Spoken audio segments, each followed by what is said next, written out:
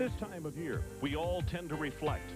In college football, that allows us to draw upon the game's entire spectrum of emotion and experience. In '92, it was the return of the roar and the roll of the tide. Alabama chased down and stole the national championship as the Tide stopped Miami, one of the most dominant programs in recent history. This season, we watched several coaches move on, while others bid farewell to the sights and sounds of Saturday afternoons and to a game that had become a way of life. And the past year once again highlighted the contagious energy and the spirit of the game itself. Of rejuvenated programs, of victories that made students delirious with excitement and filled fans with playful adolescence. This century-old game continues to be a source for all of us to look back and to remember when. Yet even as we begin a new year, one more story must be played out before we close the book on '92.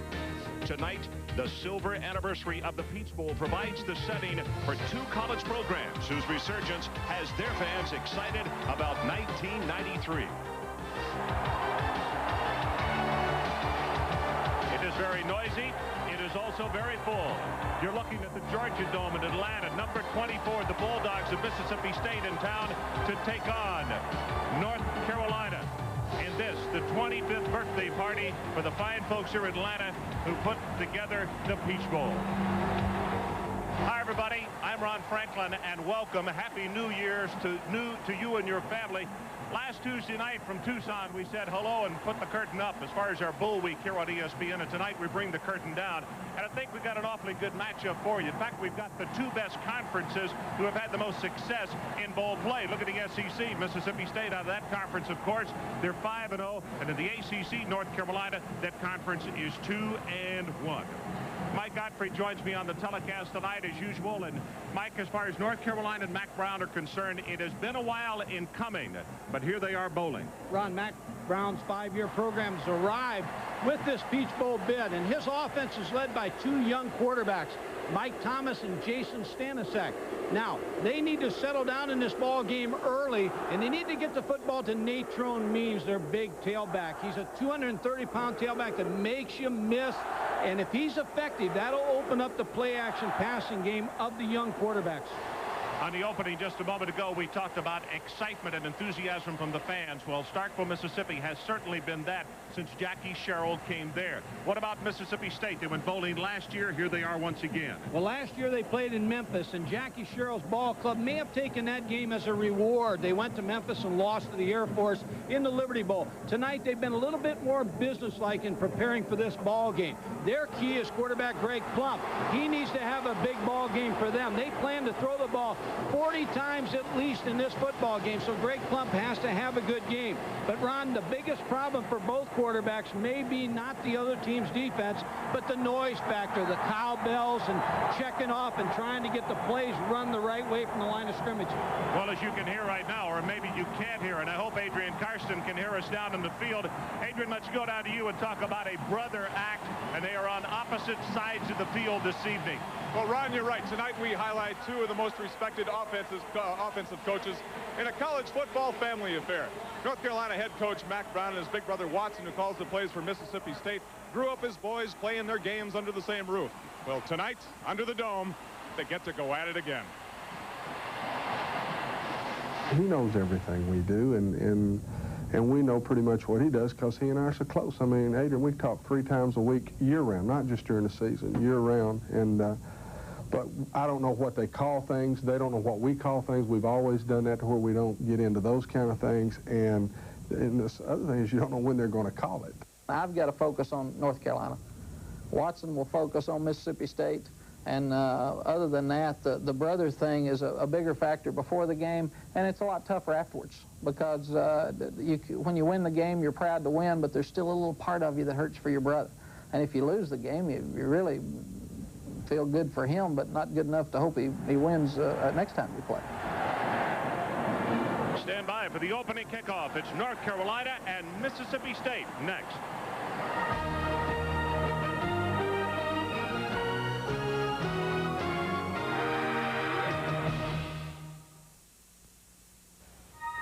Right now. afterwards, we may bring note paper to have coffee after the game. Ron is in the locker room before the game. Mac Brown, who you see here on the screen, was talking to the officials, and he was working them a little bit on this noise factor. So he was trying to get a little edge before the game. And, of course, across the way, as I mentioned, since he has come to Starkville, Mississippi, those people down there have been jumping around because of the success they have had. Jackie Sherrill, the second year for him as the head coach at Mississippi State. Crossland will kick it off for North Carolina. State won the toss. They elected to receive. They did not defer.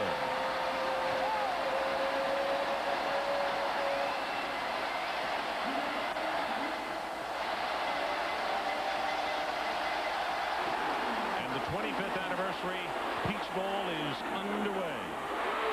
Williamson on the return, and he will take it across the 30 to the 32. So the starters for Mississippi State tonight. The man at quarterback, he replaced the sleepy one, Sleepy Robinson, Greg Plump. He's a junior out of Hattiesburg, throws well, runs well, a tad inconsistent at time, but he's tough to follow. The wide receivers, Willie Harris, the go-to guy, leads the team in receptions. And up front, a veteran offensive line, John James, has started over 40 games at left tackle. Sarton, Ford, Bell, and James, the guys who join him up there. And then first down, movement and flags all over.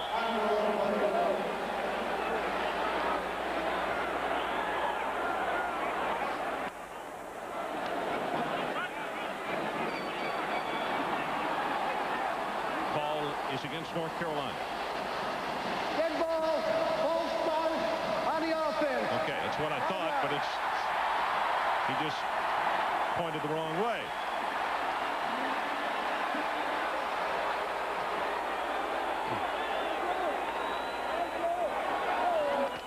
So, Mike, we just talked about the cowbells being allowed into the stadium tonight, and it could have cost Mississippi State the first 5-yard penalty of the evening. Well, the key in the noise will be checking off. It'll be the most difficult. They'll have to do it with hand signals and trying to pass the information along between the receivers and the quarterback.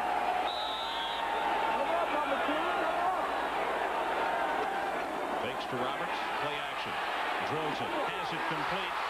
Willie Harris, first down. Crosses the 45, and he's out to the 46-yard line. And let's meet the starters on defense for North Carolina. As far as the down four, we got Brown, Bolden, and Robinson. Keep an eye on Austin. He's a junior from Washington, D.C. Runs a 4.9. I think he's going to play on Sundays. Thigpen has had problems with hamstring injuries this year, but he's still heads and shoulders above most. And Rondell Jones in the secondary, watch number 31. Really hasn't gotten the recognition that he deserves. But watch 31 this evening.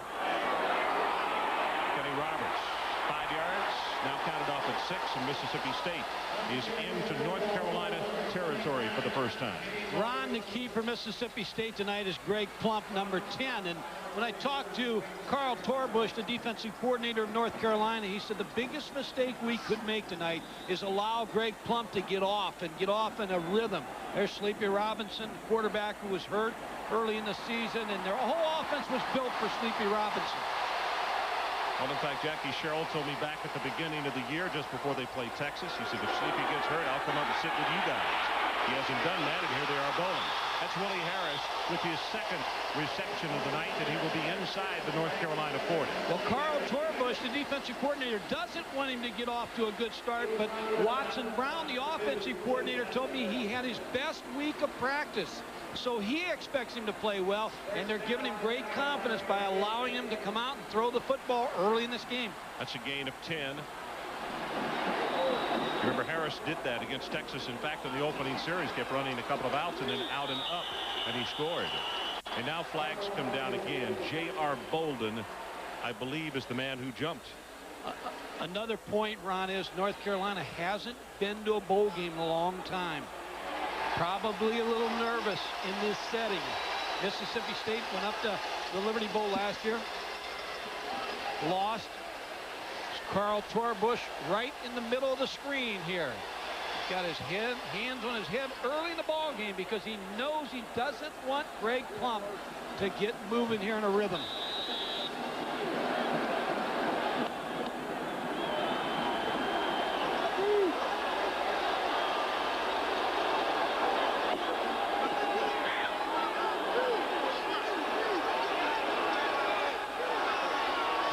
very long time under center, possibly a check off. They go with the option, and the pitch goes to Roberts. Inside the 25, down to the 18-yard line. Rondell Jones makes the stop. Ron, you're exactly right. They're very unique in how they call their plays. Watson Brown looks at the defense, then Greg Plump looks to Watson Brown, makes the call, and this is the result. They call an option play into the short side of the field. Jonathan Perry, number 54, takes the quarterback, and then Kenny Roberts is in the secondary. Well, that's a gain of 15 yards. Watson Brown looking on from the Mississippi State sideline. This time it's the fullback, and Michael Davis lumbers his way down close to the 10-yard line. It looks as though they're going to spot him at the 11. But Mike, right now, I would have to say that James, Sarton, Ford, Bell, and Jesse James getting the best of it as far as the surge from that offensive front. You're saying the James gang is off to a good start here. I think so. The key player, Ron, tonight is Michael Davis, the fullback. If he can get some rushing yardage, that'll allow Greg Plump a great luxury tonight. Second down, they need the 8. And they give it to the fullback again, and Michael Davis, I believe, will have the first down from where the line judge is coming to spot him.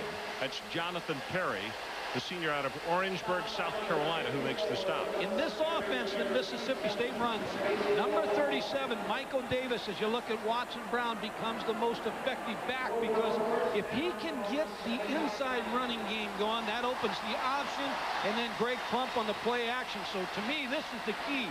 What kind of yardage Michael Davis gets out of the fullback spot. First and goal, and the ball just outside the 7.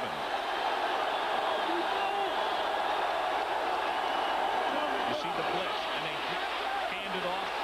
Davis close to the 5-yard line as he ran by one of the blitzing parties, and then it's going to be stopped by Payne. Nice call by, excuse me, Ron, nice call by Watson Brown, because he used a formation where he was spreading out North Carolina. You see the blitz, and they hit it just perfect. Number 57, Kerry Mack, the linebacker, stayed at home. Davis, the lone setback this time.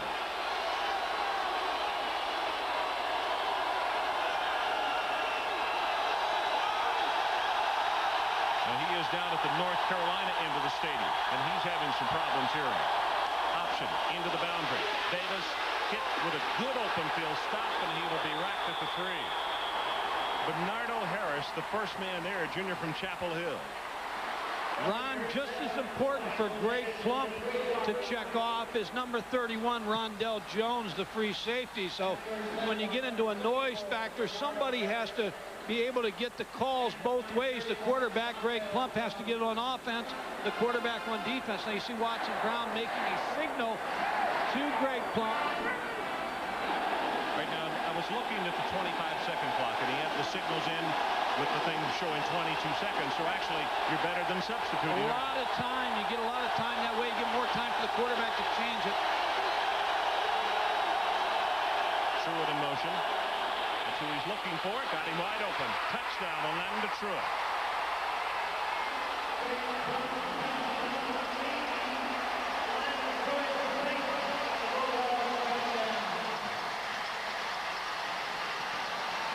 Ron, a great move by Orlando Truitt. Yes, he really ran a great pattern. Came in motion, started inside, and ran a little pirouette and came back outside. He was wide open. Well, North Carolina, the last thing they wanted to happen is for Plump to be pumped, and he is pumped. Oh, he's sky high now. You've got a problem on your hands if you're Carl Torbush, the defensive coordinator, and Mack Brown. Chris Gardner to try to make it 7-0 Mississippi State. There is no better feeling for a football coach than to take that opening drive and take it down the field with vigor the way they did. Extra point is up, and it's good. And as we go to break, one more look at number 80, Orlando Truitt out of Birmingham, Alabama. Here's the look from the quarterback, Plump. His toss into the end zone. It is 7-0 Mississippi State.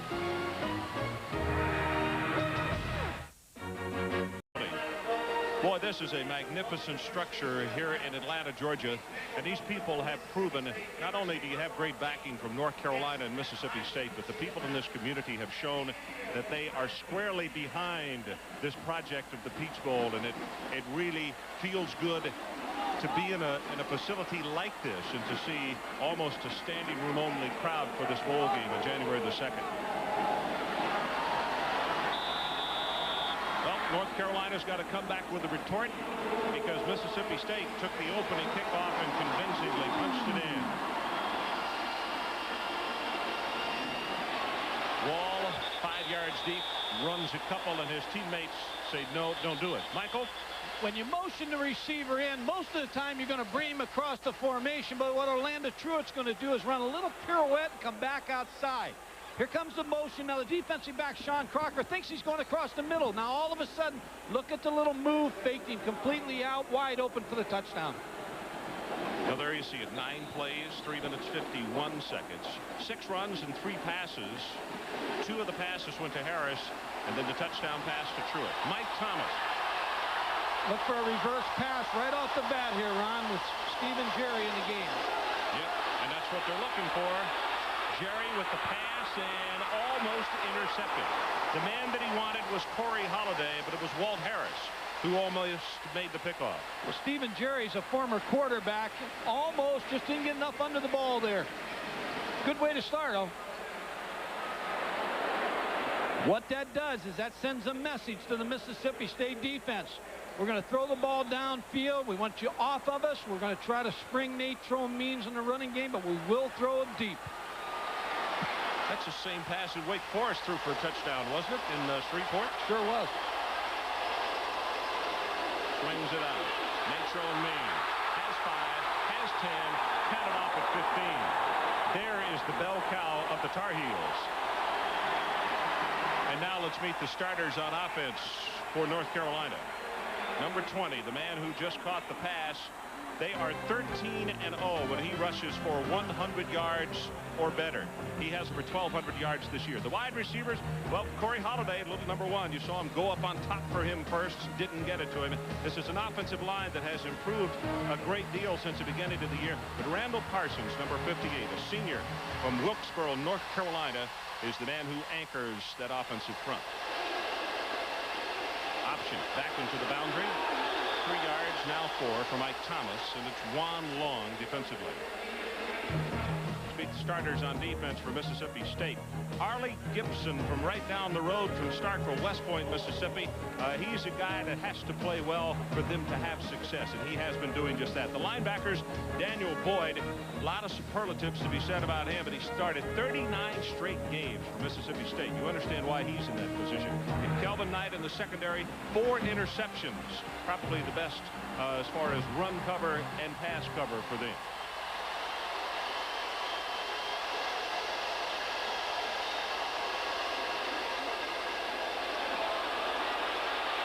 Pressure, and he just threw it away. That was an offensive lineman. In fact, it was Parsons. And now here comes the flag as the official realizes that Lateef Travis was putting the pressure on, but it was Parsons that the ball came closest to, and they'll call grounding. Well, just for the other side of the field, you've got Greg Pump starting off with a hot ticket, and now you got Mike Thomas. You just try to settle him down. Gerald Carr, the quarterback coach, is talking to him. You just try to get to him where he's thinking a little bit about what he's doing. Don't get nervous. It's a long football game. Got a lot of good plays. Mike, interesting note about Mike Thomas. Throughout high school and now here in college, he has never lost a football game that he started. Well, right now they're down 7-0, but we'll see if he can keep that string alive tonight. Mississippi State has brought the veteran Jerome Brown in over at left defensive end for pass rush purposes. This is Means. Gets outside, cuts it back in the middle. Oh, what a nice second, third, and fourth cut. And he got a first down out to the 48-yard line. Charlie Davidson tripped him up. That's 19 yards in the carry. Natrone Means, the fullback. You see how they have, he's a tailback, but you see how they spread him out with 3 receivers. Now they're going to run the draw play to Natrone Means. But what he does so well, Ron, is he makes you miss, and he can make cuts. At 230 pounds, he roars down the field and then runs over people.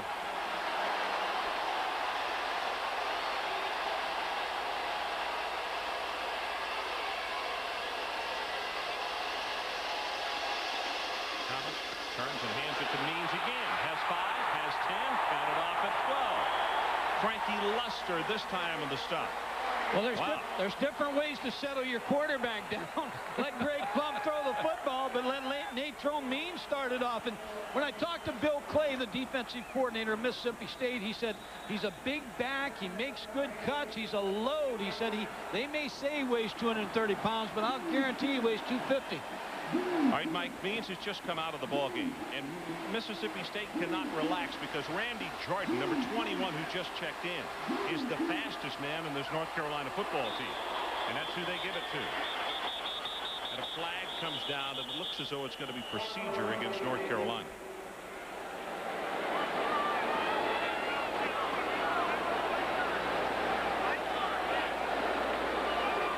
Dead ball. False start on the offense, 5 yards. Richard Honig, our referee tonight. That's the third penalty already as you look at Natrone Means on the sideline. A little bit more about Randy Jordan. Injured against Georgia Tech, and the trainer says probably for the first time since then he is healthy. 5'11", 204, a senior. And as I mentioned, the fastest Tar Heel on the club.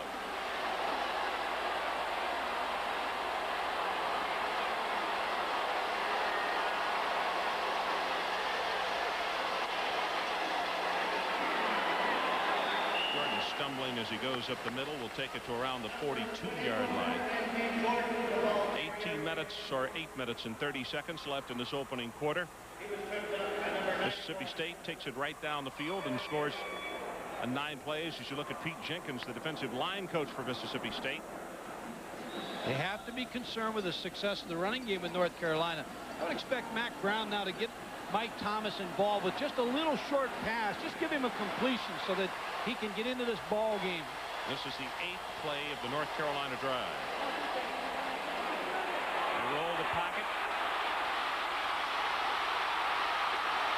Just going to take it down to the 35-yard line. If you're wondering why the quarterback didn't go down, Mike Thomas is 6'2", 222 pounds. He was almost looking for someone to run over. Well, that's just as good as throwing the ball for a little 5-yard out because he's had success on this sprint out. He avoids the tackle of Herman Carroll, number 96. Now look at the cut he makes. He makes a cut all the way back across the field. Arlie Gibson, number 9, he finally gets a hold of him.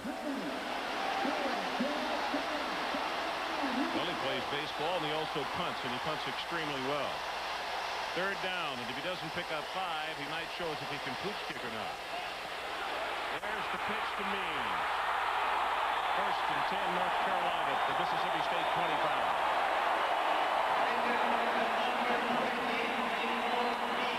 Mississippi State on the option is making Mike Thomas decide right away what he's going to do with the football. They have the defensive end coming down hard, forcing Mike Thomas to pitch. You know, it's how you want to take your poison. Do you want to let Mike Thomas, who's a pretty good runner, carry the football, or do you want to that pitch out to Natrone Means? I don't think they want Natrone Means running that football scot-free on the outside.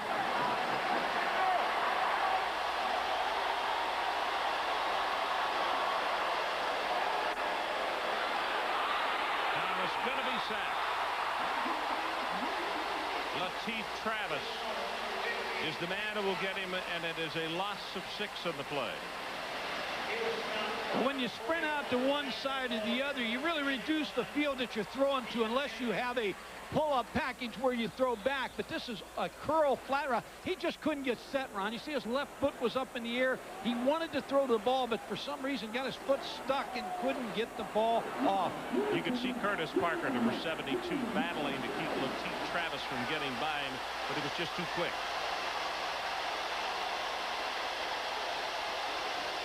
Blitz up the middle, and he's going to be sacked again.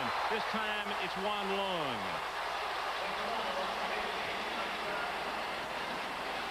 That looked like it started out to be a quarterback draw.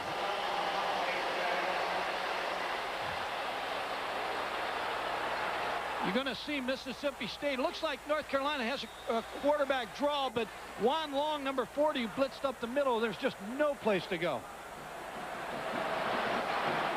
That's a loss of 4. They had lost 6 a moment ago, so it's 3rd down. And for North Carolina, they need the 15-yard line.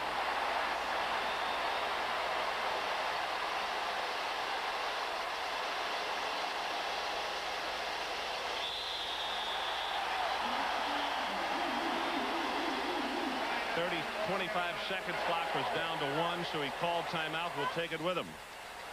7-0, Mississippi State on top. Cowbells and the fans. You're looking at the significance of the sound here. This is pushing 120 decibels every time they come to the line. Now, the Occupational Safety and Health Act, or OSHA, says any playing or getting next to this sound for more than 15 minutes can damage your hearing. What did he say? Can't hear up here. I'll tell you, it is loud. North Carolina to the line of scrimmage. It is a 3rd down, and as you can see, they need 20.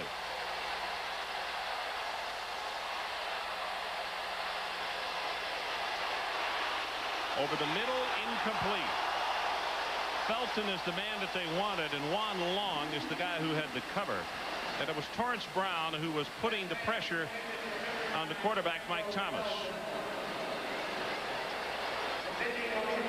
Here's where you have a dangerous situation of Mississippi State, because the quarterback now is the punter, Mike Thomas, and you know the real good possibility of a fake, so they're not even sending anybody back at this point. Good chance to put good field position against them. Very high, lazy kick. It's going to bounce inside the 10, and Carolina was down it at the 7. Well, be sure to join Chris Berman, Tom Jackson, and Joe Theismann tomorrow morning for television's Emmy Award-winning pregame show, NFL Game Day. They'll have all the previews and features for tomorrow's playoff action. Then at 7:30, the crew returns with the most complete NFL wrap-up, highlight show on television, NFL Primetime, tomorrow right here on ESPN. Ron Franklin, Mike Gottfried, and Adrian Karsten, and glad to have you along. Happy New Year from Atlanta, Georgia. Mississippi State, 7-0, and they have the ball for the 2nd time.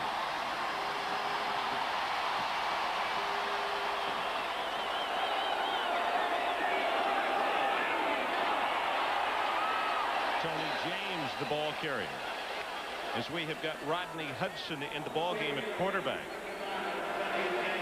Number 8, Hudson comes in. Tony James, a senior out of Clinton, carrying the ball. They want to play Rodney Hudson a couple series because he's a young quarterback. Would have been redshirted if Sleepy Robinson would not have been injured. Watson Brown likes this young quarterback.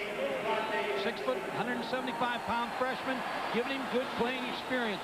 And he's from LaGrange, Georgia.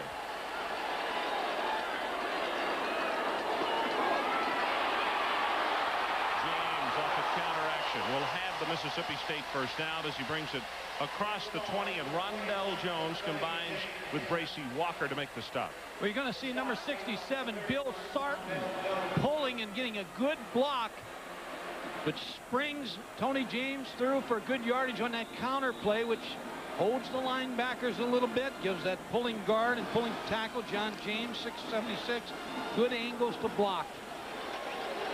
Prince and James, the setbacks now. Makes it to Prince. Puts it on the option. Spins by one tackler. Boy, he is really quick. Jonathan Perry comes up to put the stopper on him. The only problem that I see when you do this, this early in the ball game, Greg Plump was really off to a great start. Now you hope when he comes back in that he's going to be on that same rhythm, because he is coming back in, because he's the passing quarterback they need. But you do have to get 2 quarterbacks ready. They played 4 quarterbacks this year, so they've learned their lesson that you have to have more than one. They pitch the reverse. This is Truitt. Defense stays at home, and he is going to be shoved out of bounds. Maybe that's a gain of 1, and that's it. Good job defensively by North Carolina. When you run that play now, Ron, there's no gain on that play. Matter of fact, it looked like a butcher play when it was all over. But Watson Brown, who we're looking at here, has a play. You remember a game we did early in the year where Orlando Truitt comes around on that reverse and throws a pass. So, you know, what you do is you log at now. They didn't respect the throw because they came up on the reverse. So now, during this game, you're going to see Orlando Truitt throw a reverse pass. It looked as though Jackie Sherrill was saying to Watson Brown that he was a little flat rather than rounding off. Well, you're right. He asked the same question that all head coaches ask the assistants. What happened? They don't ask when they have those big gainers. They say, hey, good job. But when they don't work, they say, what happened? Jonathan Perry shaken up on the play. And let's take a timeout. 3:26 left in the opening quarter. 7-0 Mississippi State. I took diet pills. I lost 34 pounds. 6 months later, the weight came back. That's when I decided to get off the diet roller coaster and get on a Nordic Track. In fact, Nordic Track is so easy to stick with that Well, we mentioned that Perry is shaken up, and the doctors are dealing with him on the sideline. This, by the way, is the first third down play for Mississippi State in the night. Hudson lobs it over the middle, too tall. Good heavens. Kurt Clanton, his tight end, looked like the first guy out to the workout, and he just threw it right over his head. Watson Brown reacts like, what happened? Watson saying, you know, we had old Kurt Clanton wide open, Rodney, so I expect Rodney to come off the side and Greg Plump to come back in. Todd Jordan, we have a game of punters, Ron. It'll be field position football tonight. Randall Felton is the man who's back deep. We do. And particularly under the ideal conditions of no wind blowing either with you or against you. These two guys can put on a clinic. And they're coming after him. He gets it away and he got banged. And they say he touched the ball, and now a bumping at the other end, and here come flags. They did not allow Felton to catch the football. What happened to start off with, Mike, is the ball was touched, so therefore it is not going to be running into or roughing the kicker. And then at the other end of the field, it was Felton who was not allowed to make the catch. Well, North Carolina really confuses Mississippi State on this punt block attempt. What they were able to do is they move a man in real late from the right side. Then they get a bad snap. Almost should have had this block. Now, I don't know if he tipped the ball or not. Marcus Wall, the freshman. Interference with the opportunity. 15 yards on the kicking team. First down. I didn't see the ball tipped, though, Ron. That's the one thing I missed on that. Saw him hit the kicker's leg. Now here's the other end of the play, Mike. Well, there's no doubt this is a penalty right here at the end of it. Just didn't give the punt receiver a chance to catch the football. But he's blocked into him. And the Mississippi State fans just saw it on a replay, and they don't like the call. And Mr. Sherrill don't like it either.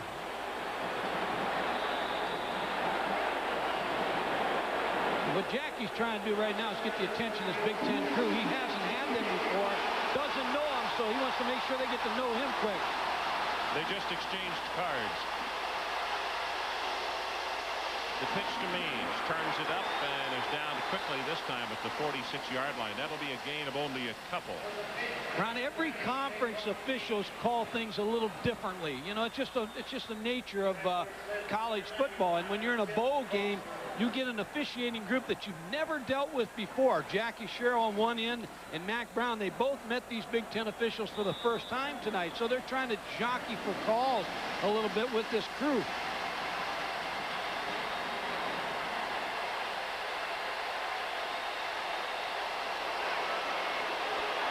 Pitch to Means, turns the corner and just barely.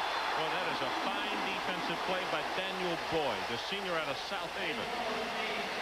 Daniel Boyd, number 41, who had 124 tackles during the regular season. He's a very active linebacker. Well, speaking of the Big Ten, he transferred from Minnesota. Since then has started, what, 34 straight games. They're making North Carolina make a decision on the option right away. Third down, and they need the 38.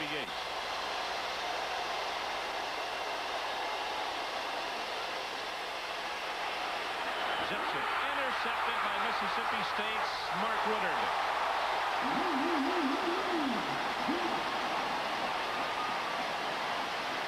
Mark Woodard, who's one of the best linebackers in the country.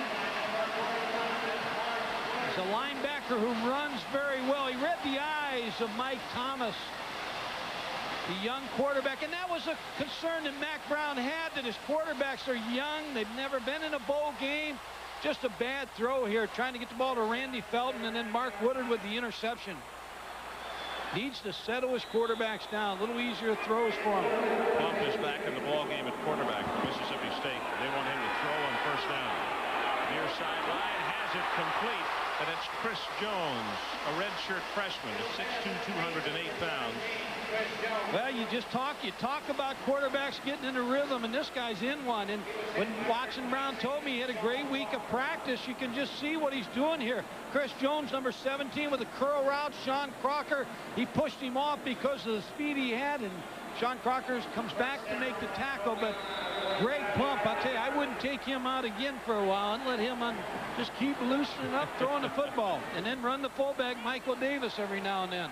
Look at this, 4 of 4, 46 yards, and a touchdown. And movement up front, and the contact is made. Byron Jordan, I believe, senior out of Petal, Mississippi, came out of his stance. What North Carolina's doing now is trying to move their defensive line. I think when they stemmed, Both stars on the offense. when they stemmed the offensive line or the defensive line, Ron, the movement, it's the first time they've done it tonight, just forced Mississippi State. They just jumped off sides.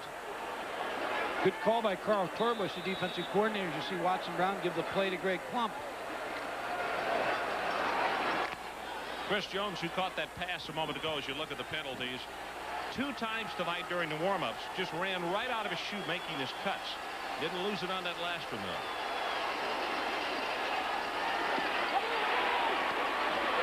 Incomplete, and that one just dropped by Fred Ward. Adrian Karsten, let's get an update from you. Ron, don't expect to see this man, number 54, outside linebacker Jonathan Perry, senior for North Carolina, back in the game. He may have ended his college career on a sour note. Possible ligament damage to his left knee, the anterior cruciate ligament that gives support to the front of the knee. He's done for tonight. Okay, Adrian, thank you. And the guy who has come on the field replacing him, that's Ray Jacobs, a junior from Hampstead, North Carolina, number 41. 7-0. Mississippi State leads under a minute to play in this opening quarter. Shovel pass. Kenny Roberts, and he's off and running. Caught just as he turns the corner, but he's out of bounds at the 29-yard line, and Crocker got him, but not before a gain of 21 yards. The shovel draw can be very effective. Right here, it's going to come because your linebackers think it's a pass. As the quarterback draws back, see the linebackers bail out of there. Now there's the little shovel to Kenny Roberts. The linemen are able to get onto the backers. Then good yardage by the quick back, Kenny Roberts, number 29. Well, Mike, you could see that North Carolina was within an inch of knocking that ball down, and it winds up going for a gain of 21. I like the shovel draw. Great play, because if it's knocked down, it's an incomplete That's right. pass. Very safe play. They run the option back to the short side of the field, and they go with Michael Davis, and the big fullback, 6'1", 233 pounds, out of Morton, Mississippi. Will have it down to the 22. Adrian Karsten was talking about Jonathan Perry, number 54, the defensive coach of North Carolina. Told me that he's the leader of the defense. Says someday he'll probably be a millionaire.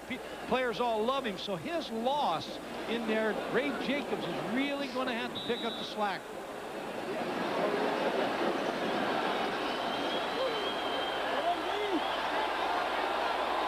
He's looking to Watson Brown now for the play. He gives it to Greg Plump. He gives it to the receivers. And they go with Roberts. At the 5, touchdown, Mississippi State.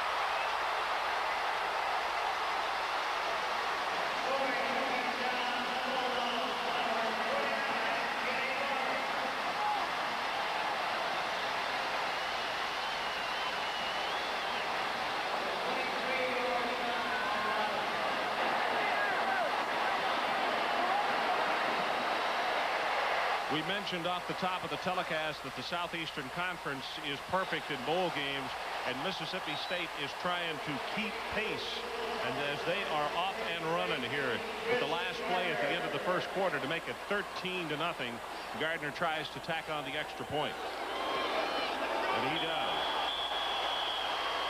Ron, don't forget, they had that bowl loss against Air Force last year in the Liberty Bowl. A little bit more business-like this year. Look at the linebackers now as they see the sprint draw. This play was called from the sideline by Watson Brown. Tommy Thigpen, number 40, is blocked. Byron Jordan, 54, with a key block. So let's take a break. 14-0 Mississippi State. That is the end of the first quarter.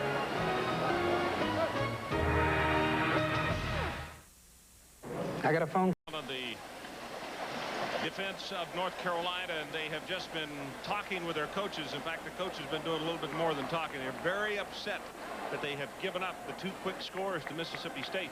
And Mike, with the quarterback Greg Plump in the ball game, both times Mississippi State has just sailed down the football field. Well, he's very confident. What you have to do if you're Mack Brown and his staff is just settle your football team down. This is the first bowl they've ever been to, this team. And Mississippi State has the benefit of last year's Liberty Bowl, as you see Watson, Brown, and Greg Plump. But North Carolina's not out of this football game by any means. And when I say by any means, means has to get the football. Yep. Got to get it going. Down 14-0 as we open the second quarter. Gardner kicks it off.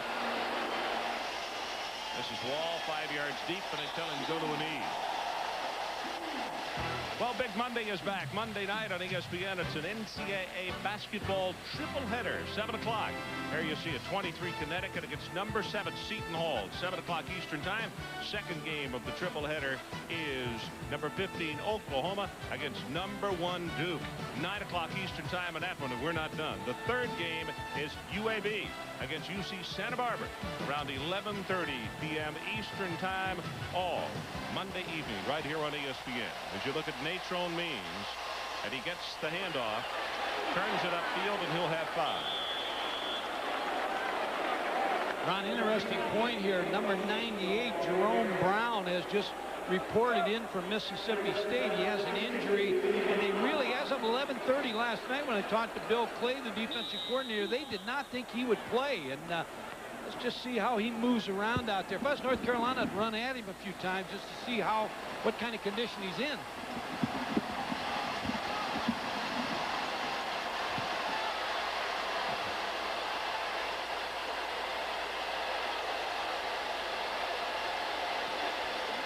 Means again, nothing on the right side, gets it on the left. He will have 10, now 11 yards, and he just ran over Charlie Davidson, who came up to try to make the stop on him. The important point of Natrone Means' football game is the yards he gets after he gets hit. Such a big back. They were running to Jerome Brown, and now look at the cutback. But when you hit him, he punishes you, and you count the yardage after the first hit that Natrone means to this North Carolina team. Charlie Davidson is probably noting right now, I don't believe I'll hit him there again, or try to. Maybe a little lower. Fulkerson, the fullback, goes straight ahead. He's out to the 42. It's going to be a gain of 5 more. Lisi defensively. Ron, his own guard, Sean Hawker, number 78, said, I consider him, he's a guard, a fast guard playing running back. He just runs over you. And Mark Woodard on Mississippi State side said he's like Barry Sanders. If you let him, he'll punish you. And he will punish the defense.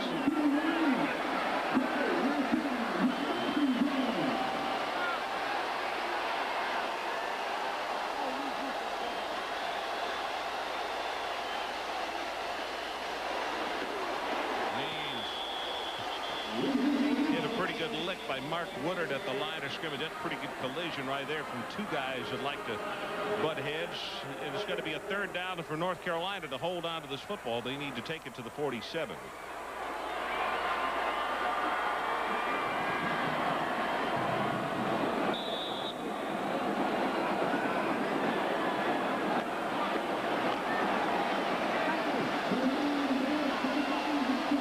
Natrone Means, they're 13-0 when he gains 100-plus yards, so they have to get the football in his hands. You see him pull the guards. The option pitch Means going to be hit behind the line of scrimmage. Frankie Luster almost took the ball away from him, and somehow there was a little bit too much separation between quarterback and halfback right there. That pitch just floated. I think you're right, Ron. Plus, I think they went to the wrong side. I think the quarterback, Mike Thomas, got confused a little bit. And there's the little soft pitch that you're talking about. It's like a high fly with Frankie Luster arriving there about the same time as the football did. Mississippi State doing a nice job on the option. They're coming after the punter. Good high coverage kick. Called for and made at the 17-yard line. 41 yards in the kick, so let's take a break. 14-0, Mississippi State. Play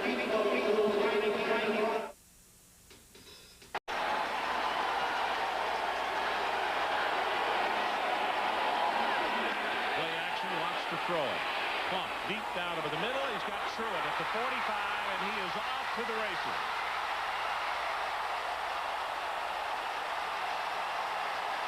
Orlando Truitt, 82 yards.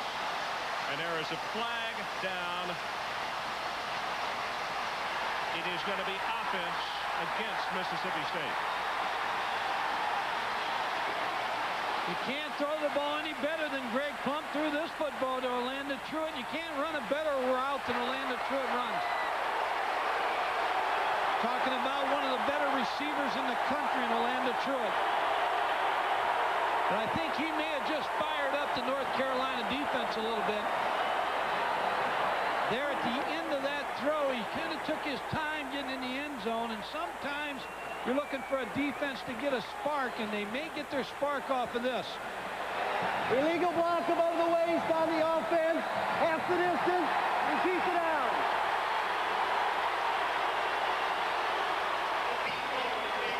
Jackie Sherrill unhappy with the officiating.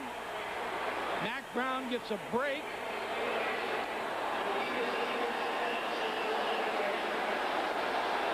Troy Barnett, number 91, just playing offset of center Troy Barnett. See the call. We're watching 91. I see may possible hold. Yep. Don't see anything there.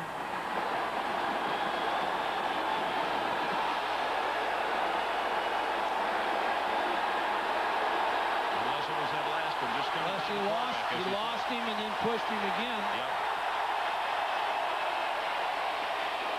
Michael Davis hurdles the line of scrimmage, brings it out over the 10-yard line, out close to the 14.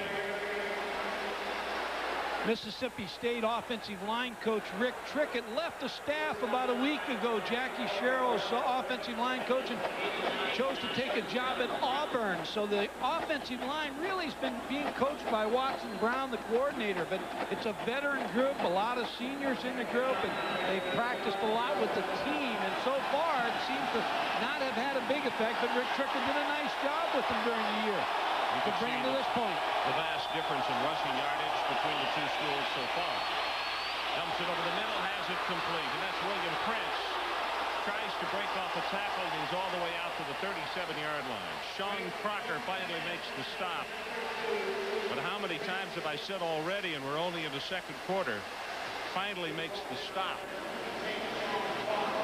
Greg Plump, who returns next year for Mississippi State, is having the kind of game that'll make him a good quarterback.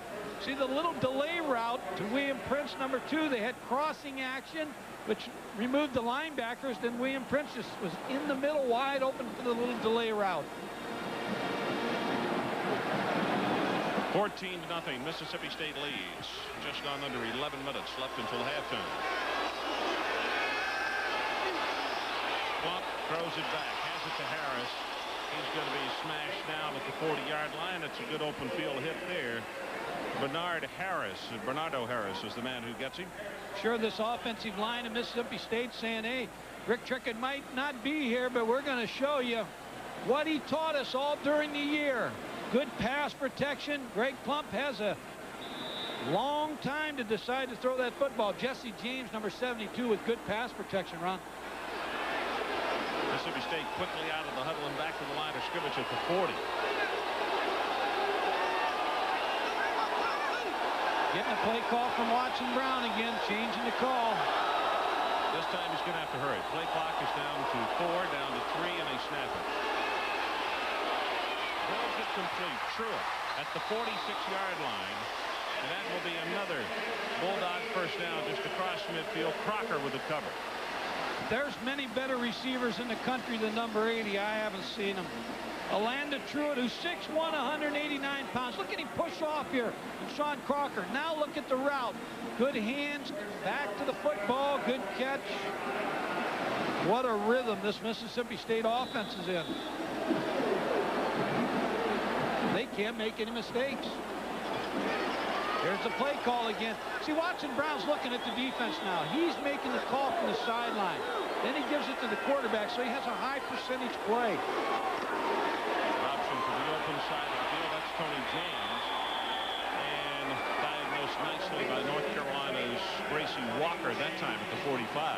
The only other coach I know that does a lot of this, where he'll make the calls from the sideline after he watches the defense, is Steve Spurrier down at Florida. Looks at the defense and he decides what play he wants, and then he gets it into his quarterback. Now he's giving him a play. He'll look at the coverage and see if he wants to change it. Now the secondary of North Carolina is trying to disguise so that they're playing 4 across. Now Watson Brown's looking at that defense, trying to decide what call he wants, if he wants to make a call. Clock falls down, and the minute the knee hits the ground, the play is dead. That's going to be a loss of about 6 yards on the snap, so it will be 3rd down, and the line they need to make is the 36. First mistake Greg Plump has made this evening. And that's not a bad one, just to fall down. I mean, we all fall down on the turf, right? Every once in a while, you have to be aware of those big linemen, somebody stepping back and getting a piece of your foot or kicking you. A lot of people are calling Watson Brown, trying to get him to coach. I know Kentucky has talked with him. There's about 4 other schools who are trying to take him away from Mississippi State right now.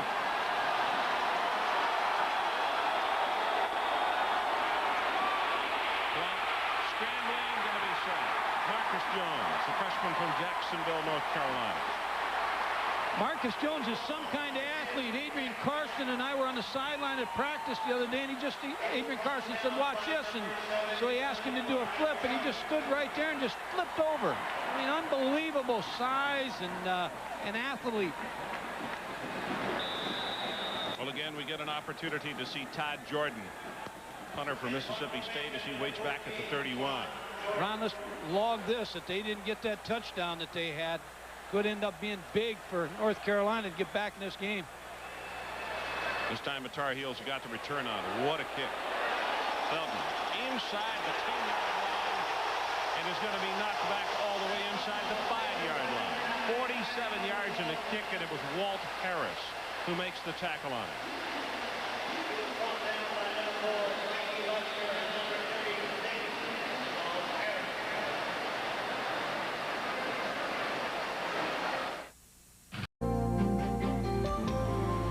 By 17 points in the 4th quarter and calling for divine intervention, East Carolina staged a miraculous 20-point comeback to overtake interstate rival North Carolina State. With this sack, the Pirates snuffed out the last Wolfpack flicker of hope for a 3-point win before the largest crowd in Peach Bowl history. Well, Mike, we had the pleasure of calling that game last year, and boy, it was exciting. We're going to annihilate the attendance record tonight, though, compared to what that one was last year. Over 70,000 in here this evening.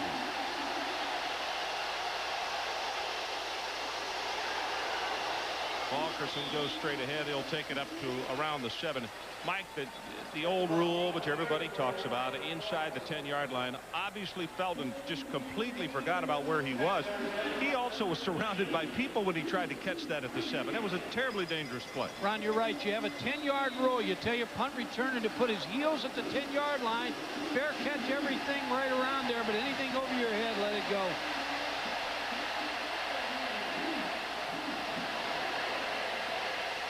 Lost the throw, and he has it complete.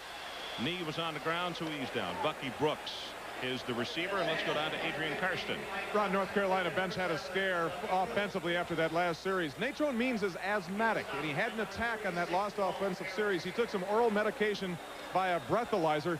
Now, the medical staff for North Carolina tells me that this could be a problem as the game goes on, so keep your eye on it. Okay, we'll do it. 9 rushes, 58 yards for him so far. 3rd down, and they need to take it out across the 16.5-yard line.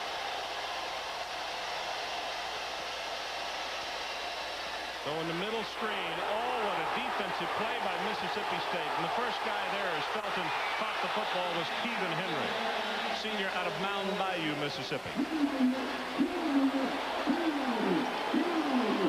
Ron, it's a double screen that North Carolina likes to run. The number 41 Long just read this from the snap of the ball. They had a screen that was on the Natrone Means. He was one side, and then the quick screen to the other side. Well, Mississippi State now has dropped 4 people back. They're not going to come after Thomas, and he gets his kick away very high at the 50-yard line. Fumbled for a moment by Tony James, and then he retrieves it. 39 yards on that kick. Well, ESPN resumes its Tuesday night college basketball coverage with the Big Ten battle as Lawrence Funderburg and the Ohio State Buckeyes travel to Penn State for the Nittany Lions' first Big Ten League game at 7:30. And then at 9:30, number 3 Kentucky, led by Jamal Mashburn, travels to Athens, Georgia to take on the Georgia Bulldogs. And Super Tuesday this week and every week on ESPN. Can Rick Pitino coach? Yeah, and I'll tell you what, the game we did against Louisville about 3 Saturday nights ago, and that thing was at Freedom Hall. He may be 10 or 11 deep on that club, right? Pass, zings it, complete at the 32. That's Fred Ward. Boy, everybody's got a dance now, don't they? Dick Clark may be called into play-by-play if this continues in college football. He can spin him right here in the press box. But Greg Pump has such a strong arm, and Watson Brown said the problem with him early in the year was he had trouble with touch. But he has 0 problem with touch tonight. 14-0. Mississippi State leading and inside the 50 again. Michael Davis, the big fullback, will take it into the right side of the line. Tommy Thigpen comes up to make the hit on him. Thigpen, an interesting story, has played so well and so consistently for North Carolina, but this year he pulled a hamstring and then he pulled the other hamstring, and those things, Mike, you know, can be as debilitating as any injury you can have, and probably the most thing, you can't do anything to rehab it, just do nothing. He was a preseason Playboy All-American. He's healthy for the first time tonight. He's relentless with his body.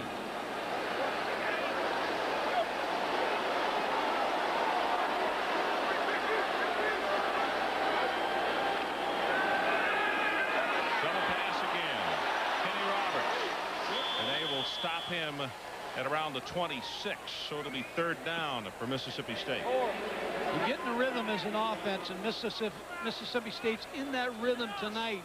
Inside game, outside game, short passing game, deep passing game. Everything's on for Watson Brown right now. Well, for Plump, talking about being on, Mike, 10 of 11, 129 yards and 1 touchdown. Almost 13 yards per completion.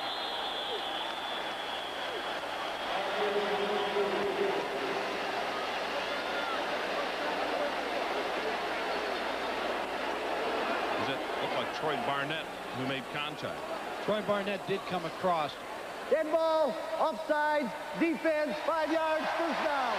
Troy Barnett is a defensive lineman that North Carolina likes to bring in pass situation. He's a better pass rusher than number 66, J.R. Bolden. So in passing downs, they like to have number 91, Troy Barnett, on the field. 4th penalty of the night against North Carolina. If things aren't bad enough, you're down 14-0, and you give the opposing team a 3rd down conversion without them having to take a snap. There's a Watson Brown call again.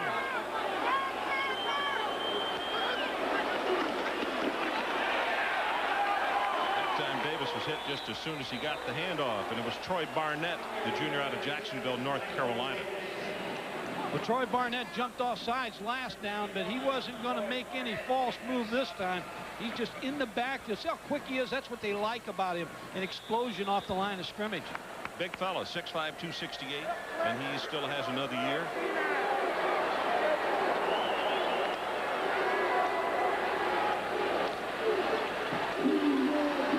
About to go under 3 minutes left until halftime. The Bulldogs trying to get at least 3 more.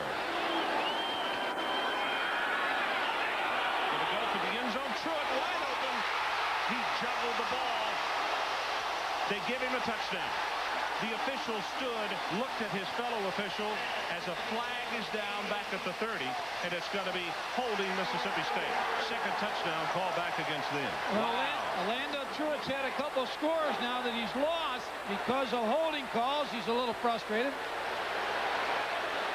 Mike, I wasn't sure that he had possession of that anyway in the end zone.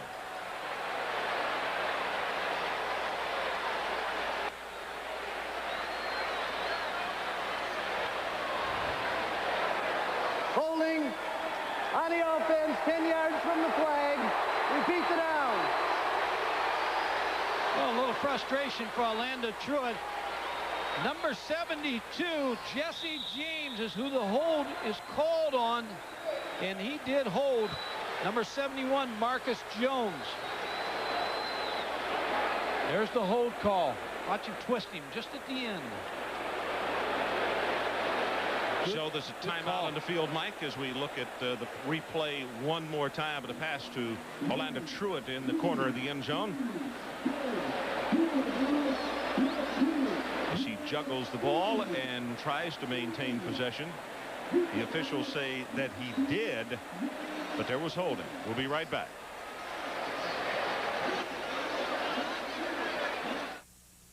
George Foreman is getting ready to fight again. Over the years, his pure punching power has racked up 66 KOs. Now he's ready to beat his next challenger, the Eclipser, January 16th, live and only on HBO. It takes a big man to go up against George Foreman. Oh, big guy. No. I'm so big, sometimes I even scare myself. Is Big George ready? Just you wait.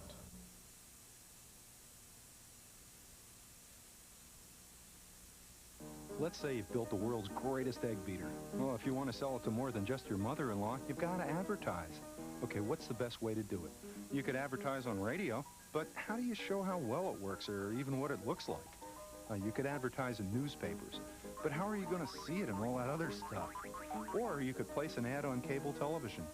He's concerned for good reason. His ball club is down 14-0, and 2 touchdowns, not 1, but 2 Mississippi State touchdowns have been called back. Total offense tonight, Mississippi State 227, North Carolina only 87 yards.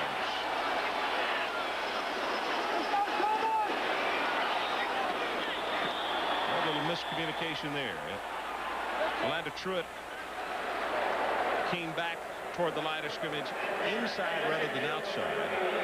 Pass went the other direction. You're Mack Brown, and you know you've got this young football team. They haven't been to a bowl game. You just hope you can get in at halftime and still be in this football game to settle your team down a little bit. You've got a 2-quarterback system. Anytime you can bring Jason Stanisiak in the ball game for a little spark. So you just want to come away with this without letting Mississippi State in that end zone again.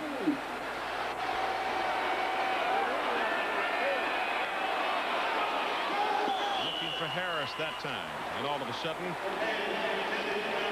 Plump, who was 10 of 11 and could hardly miss anything, goes awry badly on 2 straight passes. Well, that last holding call seems to have affected him because he's been high and to the left and just throwing fastballs by his receivers now. So a big break for North Carolina. See if they can take advantage of it. Todd Jordan, averaging 42.5 tonight, should get 40 yards out of this one unless he pooches it out of bounds. And he's going to throw the ball. Does complete. Flag is down. Going to be well short of the first down. Well, I'll tell you, I'd turn this down if it's on Mississippi State. If I'm North Carolina, great field position to take the football. You know, it's interesting on that throw. It wasn't when you have that far to go. Decline. Carolina ball. You know, Mike, the logic is God. I just said that we couldn't get more than 40 yards in the kick. If he kicks it in the end zone, they'd only get 20 yards difference from where they were. So you give it a try. And if you break it, fine. If you don't, they still right here with, 2 minutes and 32 seconds. They still got 69 yards to go. But I'll tell you, they're a lot closer than they would be if you punt them inside the 10 or the 5 and so forth. But I like North Carolina now. I mean, you have a chance with 2:32 to open this game up right now. Let your quarterback, Thomas, throw the ball downfield a little bit. See if you can take advantage of this. Play action, Brown putting pressure on. It's going to be thrown short. That ball even could have been intercepted by Walt Harris. And we wanted to know if Jerome would have mobility. Well, that answered the question right there as he stayed at home and put good pressure on Mike Thomas and almost forced the interception. We did put good pressure on him. Mike Thomas needs to have some success here before halftime. Gerald Carr, the quarterback coach, played at Southern Illinois. Ray Dempsey, who's now a minister, was a football coach, is a minister up in Columbus, Ohio now. Very proud of Gerald Carr. 3 of 7. You can see the numbers on Mike Thomas in his first half.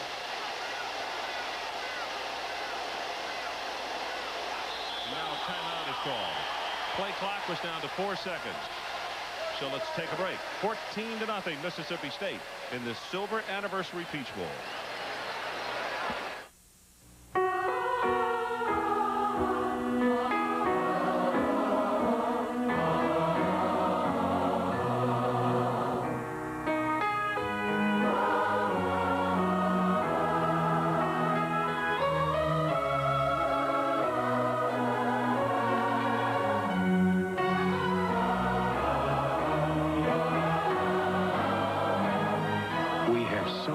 To celebrate Corbel Champagne. All the hits, all the time. Blockbuster Video.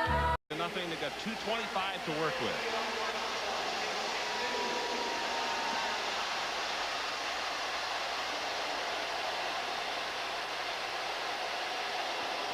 Blitz coming straight up the middle. They pick it up, and that pass is complete at the 40 to Stephen Jerry. Still say, Ron, North Carolina has to make Mississippi State pay for the fake punt.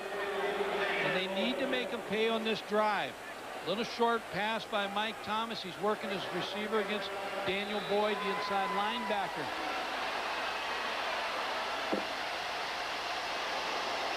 Draw play. And Means will only take it for 1 to the 44 as Torrance Brown was there to wrap him up. You have a 2-quarterback system. Mike Thomas, who's the quarterback right now. On the sideline, you have Jason Stanisiak, number 16, with his hat, wearing it like Joe Walton. Jason Stanisiak is a quarterback that could come in here also in the second half.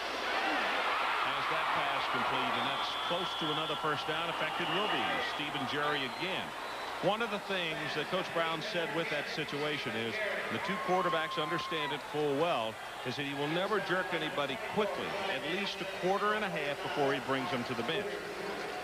But you can't play quarterback when you're looking over your shoulder. There's just no way. North Carolina finally getting a drive here going. And they need to produce some points on this drive before half. 1:43 left to go in the half. No timeouts left. Deep over the middle, Hatting, and did he catch it or trap it? They say incomplete. Stephen Jerry was there. You see the official pointing to the turf saying, that's where it hit right there. Demonstrating.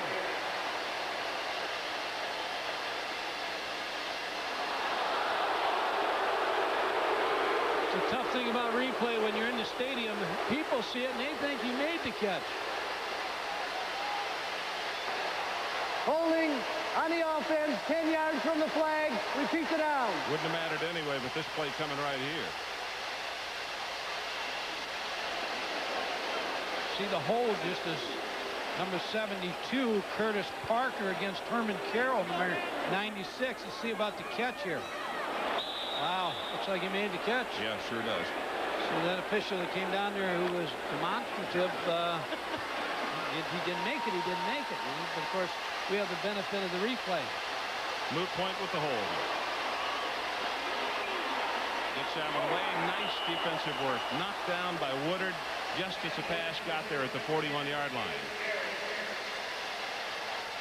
We need to stay away from Mark Woodard because he's like a defensive back. He's 6'1", 235 pounds, but runs a 4.6 40.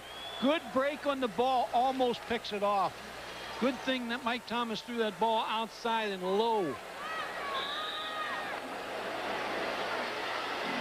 1:27 left until halftime. 14-0 Bulldogs.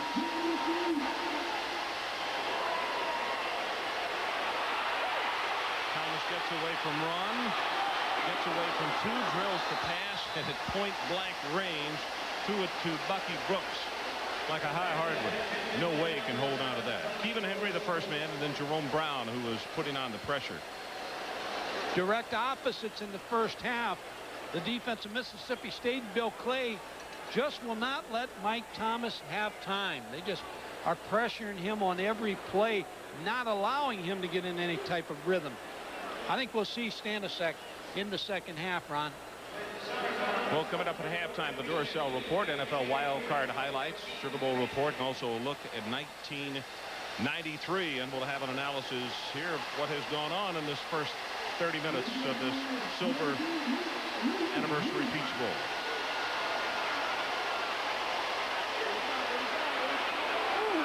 Ball is tipped, and he's caught. North Carolina's Corey Holloway. When you're 6'3", you can do those kind of things with the football. Tip ball, he was able to use his height to make that catch. Number 1, Corey Holiday catches the deflected ball. Juan Long, number 40, tips it. Now uses his 6'3" frame to stretch out and make that catch.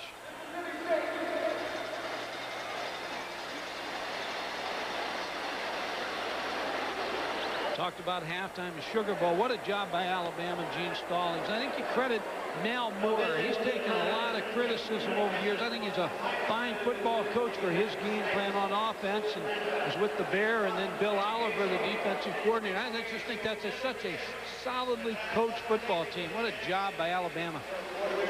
You sat there last night and realizing that Miami, as good as they were this year, and to see Alabama at a time just literally taking them apart, making them look like almost like an also-ran at times. And that's hard to do when you're playing a team with that caliber talent. The difference is defensive backs of Alabama. They matched up pretty well with the wide receivers. And I think Dennis Erickson's done another great coaching job when you take the hurricane into effect of what happened early in the season, and then to take his club to the championship game again. Again, that was college football at its best last night. And Alabama won the national championship. Tony James, a good look at him. Thomas kicks it away. James from the 13, and they had the block on, so you're just running into nothing but opposition when that happens. 37 yards in the kick. We'll give him 3 on the return. And 56 ticks left on the clock until halftime. Well, you're Mack Brown, you have to feel pretty good. If nothing happens here with the 56 seconds and you go in 14-0 behind and 2 touchdowns were called back, you're in pretty good shape. Be anxious to hear what his comments were at halftime. His ball club just seems a little deflated on the sideline. They just seem a little frustrated, like everything we've tried offensively and defensively just hasn't gone. Well, you made a good point. First time you're someplace, you need time to get used to it, and this is their first bowl game.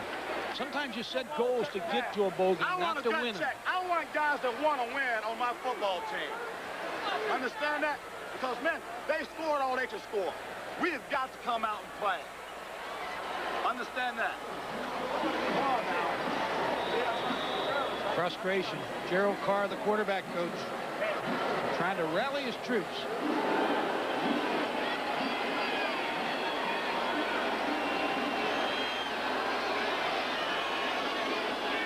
Shovel pass. Whoa. Just as the ball goes to James, he got cracked by Kerry Mock.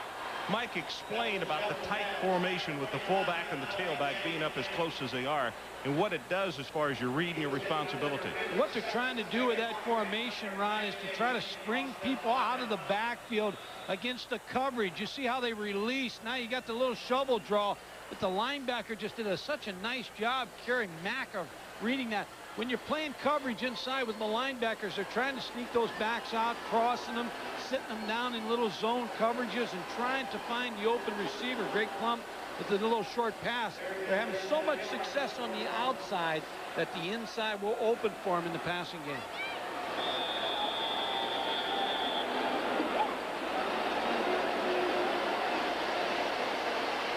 Well, the clock continued to run.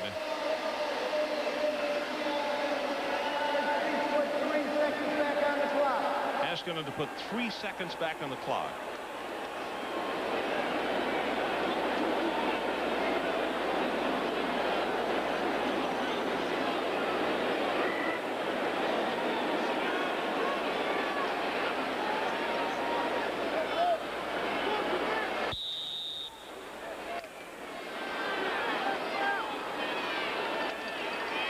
14-0. Mississippi State leads. Time for one final play before halftime. And they'll just go with a running play to make sure they don't have any foul-ups as William Prince takes it. Mike Norton will make the tackle, and it is halftime here at the Georgia Dome.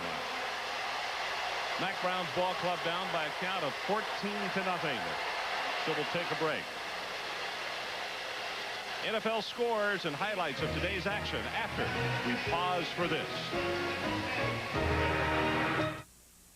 Prices are low at Subway, but I'd rather focus on sandwiches. People call them hoagies or heroes or so. Mississippi State 14-0 here at halftime of this Peach Bowl in Atlanta. And Mike, let's take a look at some video right here that says a lot about the first half. And the key for North Carolina on defense, if you watch the down defensive linemen and both linebackers here, they don't get off blocks. Mississippi State has a big size advantage in the offensive line. See the blocks? Nobody gets off blocks. And when you have that kind of ability to control the line of scrimmage like that, you're going to have Kenny Roberts, number 29, in the end zone. And let's go down to the sideline. Adrian Karsten has this report for us. Adrian? Ron, with Tar Heel head coach Mack Brown. Mack, it looks like you've had your chances when he started to open up the game a little bit. Are we going to see that in the second half? Well, Adrian, we feel like we have to open it up some in the second half, but we're playing like we've never been to a bowl game, so we've got to relax and do little things right and quit trying so hard and have some fun. We're really uptight the first half. Our defense didn't play very well until right before the half.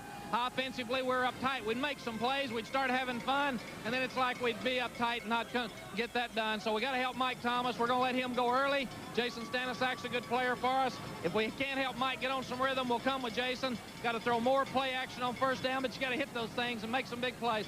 The thing we are is we're fortunate to only be down 14-0 by the way we played the first half. So we've told our guys we get something in this second half to open it up. We get it back to 14-7. The North Carolina team that's 8-3 hadn't been here yet, so we need to play better the second half. All right, so we are going to see Stanisak. What will he bring then to this game? A little bit more passing ability? No, Mike Thomas is a great player. We just got to get Mike to settle down. If Mike can settle down the second half, this hadn't been his fault. We got to get a lot of guys helping him. If he struggles a little bit here, we'll take some pressure off him by letting Jason play, because they've been a great 1-2 combination throughout the year. All right, got to crank it up defensively as well. Got to do better defensively. You win games by running the football and playing defense.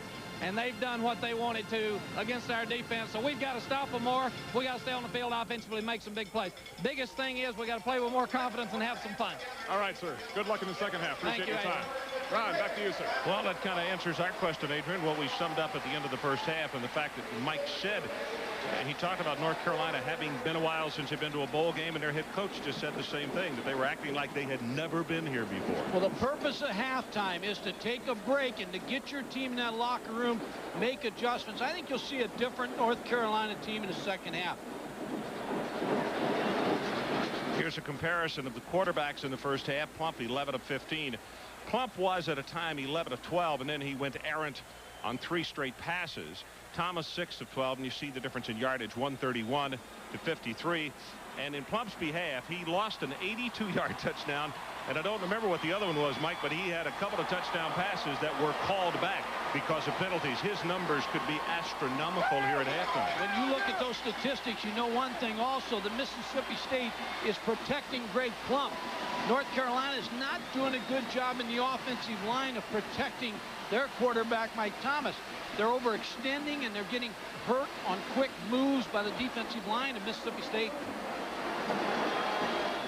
More stats from the first half and what happened in that first 30 minutes, and pretty self-explanatory. Rushing yardage, North Carolina 70, 95 for Mississippi State, but passing yardage only 53 for Carolina at 140 for Mississippi State. So the totals 235 to 123, and the average on first down, that also says a lot. Well, Mack Brown had a good point there with Adrian. He said he's going to throw some play action on first down. If they can hit those play action passes, Mike Thomas, then that'll open up Natrone Means. He started off in great shape, had some good runs early, and then Jackie Sherrill and his Mississippi State defense put the skids on Natrone.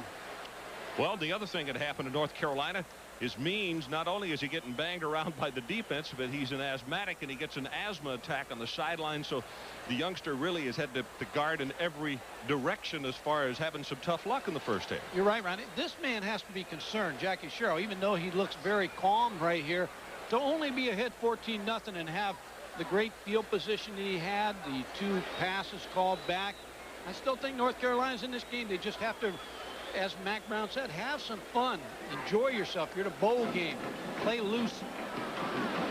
The point that you make with North Carolina getting the football here in the third quarter, should they be able to take the ball down and get points, particularly a touchdown, all of a sudden this would be just a 7-point football game, and Mississippi State has dominated so far, and that's all they'd have to show for it. Should be ahead 28-0. Yep.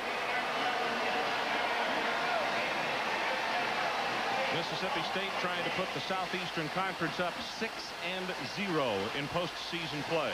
Interesting, I was just talking with Roy Kramer at halftime, the commissioner of the Southeastern Conference, and I asked him about the reaction from the playoff in the SEC, and he said extremely good. I asked him if he'd been getting calls from other conferences. He said, I have had feelers.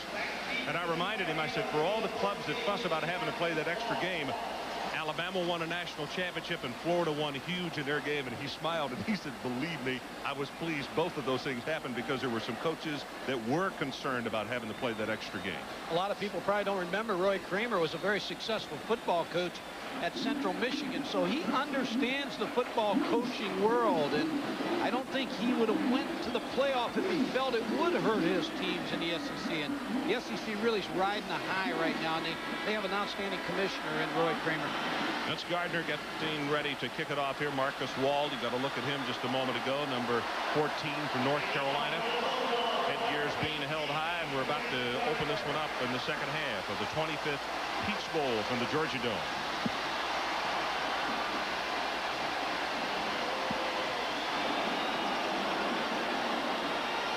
Gardner again, 5 yards deep in the end zone, and Wall's going to bring it out. Will not make the 20. He's out to the 17.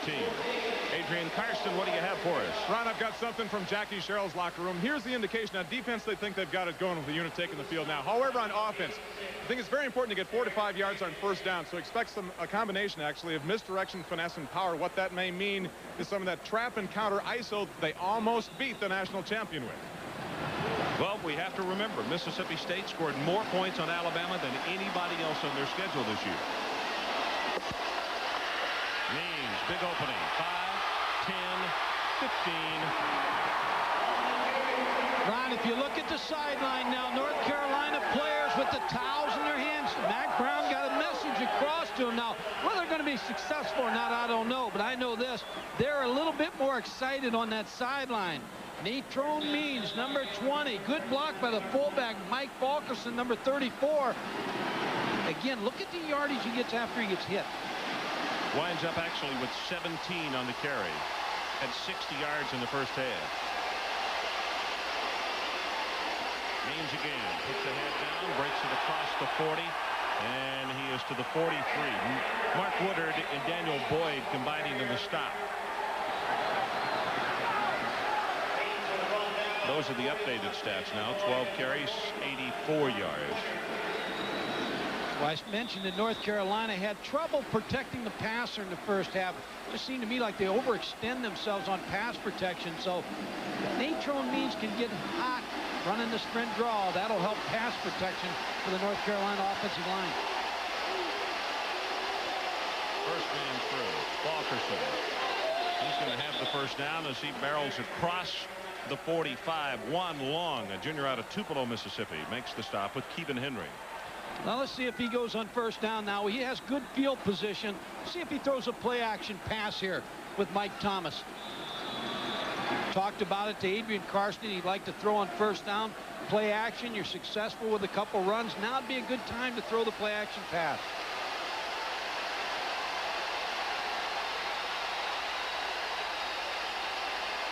Play action to Means. He's going to go on top, but he's got a man wide open. Caught at the 5, down at the 1, Bucky Brooks.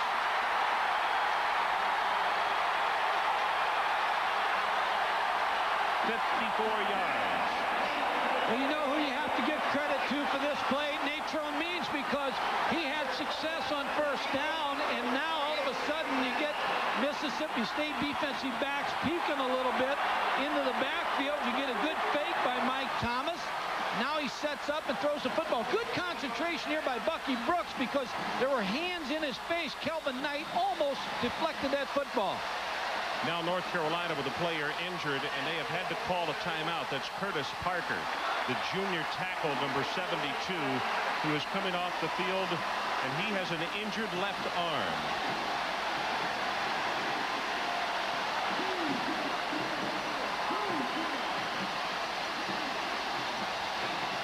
Try to get a report on him as Parker comes out, and North Carolina with a first and goal, the ball just inside the 1.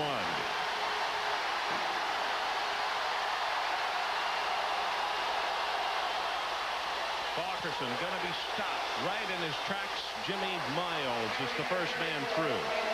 Pete Jenkins with that worried look on his face. His ball club's got to do it twice more and make him go for a field goal. He's got those wrinkled eyebrows. When you get coaching, you get nervous, you get those wrinkled eyebrows. But Pete Jenkins can coach defensive linemen. He did it for many years at LSU. And here he's challenging his defensive line. He's a very excitable football coach. That throw by Thomas, his longest of the year. Second and goal. Means touchdown, North Carolina.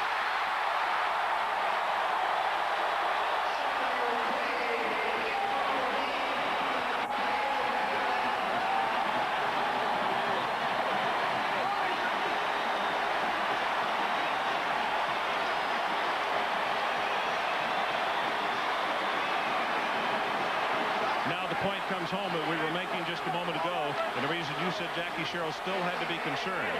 In a game that they had dominated, all of a sudden, a minute or 2.5 minutes into the third quarter, and they lead by extra point is good, 7 points. Well, you let a young team get back in the ball game as badly as they played in the first half, you're going to have some problems.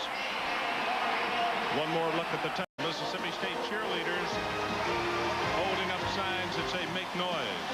And you can see back behind the North Carolina players the blue that is being waved as Natron Means has just scored his 14th rushing touchdown of the year.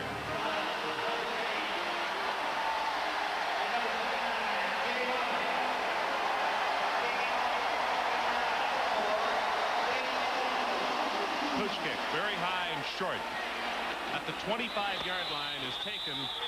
Whistles are blown, and we didn't see a fair catch. Tay Galloway made the catch, and they're going to spot him dead at the 26-yard line. When you get the running game going, here's the effect it has on defensive backs. Number 36, Walt Harris, is the corner.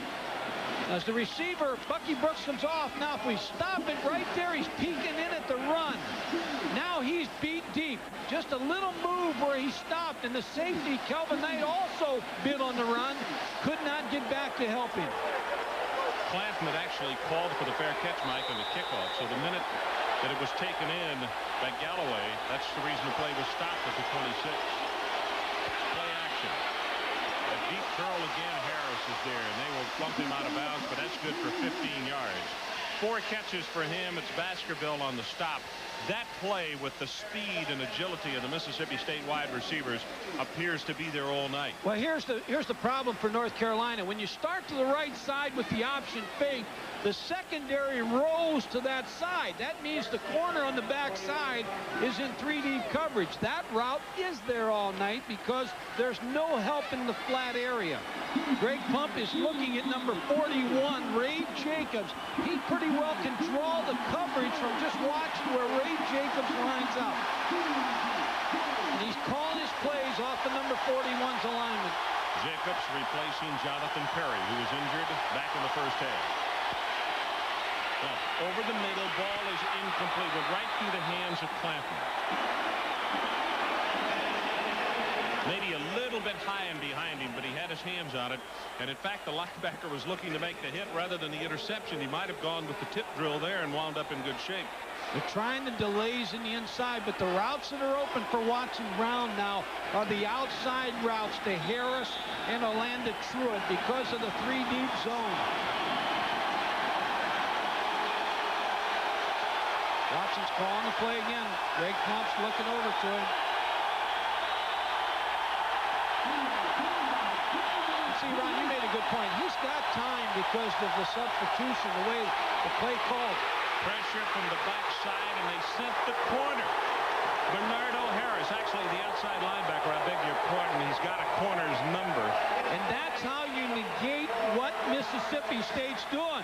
You have to disguise your secondary. Bernardo Harris, Watson Brown didn't think because of his alignment he would come. And all he's doing is drawing a bead on that 10, the number of Greg Plump. It's third down and 10, and they need the ball just across midfield to the 49. Shovel draw or Willie Harris, the outside receiver, number 87.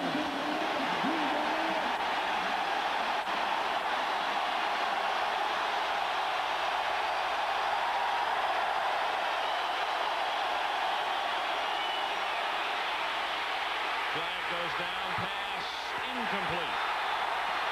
And from where it's thrown, I would imagine offensive holding.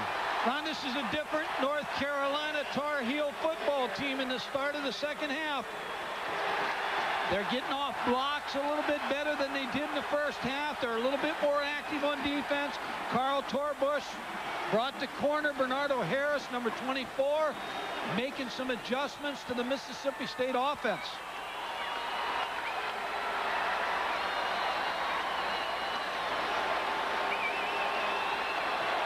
Holding on the offense, 10 yards from the flag. Repeat, third down. They're going to take the penalty rather than make them kick it away. I think they feel like that they have the momentum on their side right now, and they're going to give Greg Plump real long yardage. They're going to play field position game right here.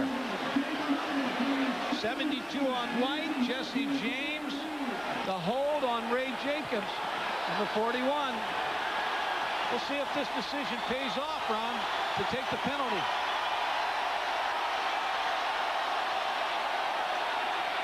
Coming with the blitz. Gets his pass backside to Clinton, and the big tight end will ramble just short of the 40, and boy, does he get belted out of bounds.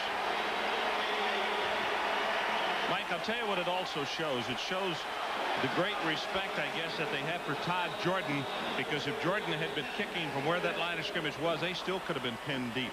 Well, they're back there anyway, but they were playing for the turnover on Greg Plump.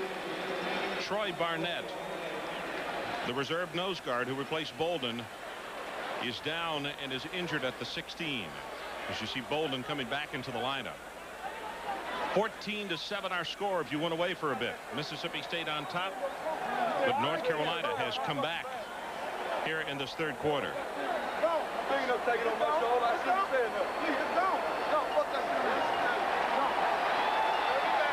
Number 91, the nose guard, Troy Barnett, using a swim move to try to get in, and he's being blocked by Shea Bell, number 69, just kind of fell on him. But he's okay and off to the sideline.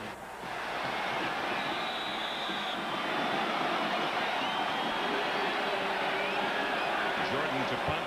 Belton is back deep. They got it.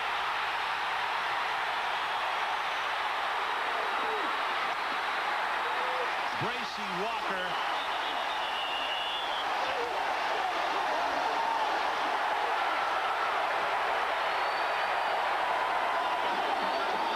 Bracy Walker with the block.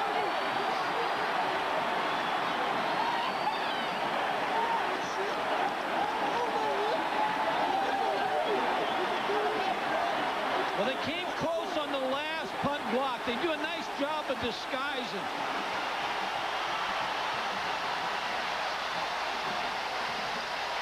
Right here, they're going to come from the left side. Number 27, Bracy Walker, is able to get penetration. Ron, they came close the last time, and they're moving the guy in late and trying to confuse the count of Mississippi State on their man protection. Well, let's see if they go up on top right away. I'd give the ball to Natrell Means right now in the first down. Now they're waiting for the change to be moved. That's a reason for the stoppage here. Mack Brown's heart's got to be pumping a little faster. 11:29 left in the third quarter. His team came into the third quarter 14-0 down and totally outplayed. And right now he's in position to come back and tie this game. For Walker, that's his third block of his career. Ron, I'd put the ball in number 20's hands here on first down.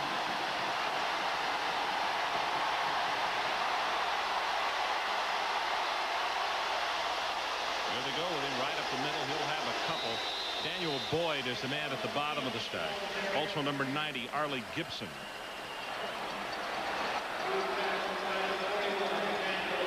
Halftime adjustments by Mississippi State. I'm sure they talked about the punt block because they came so close on the first punt to blocking it. Jackie Sherrill looks on.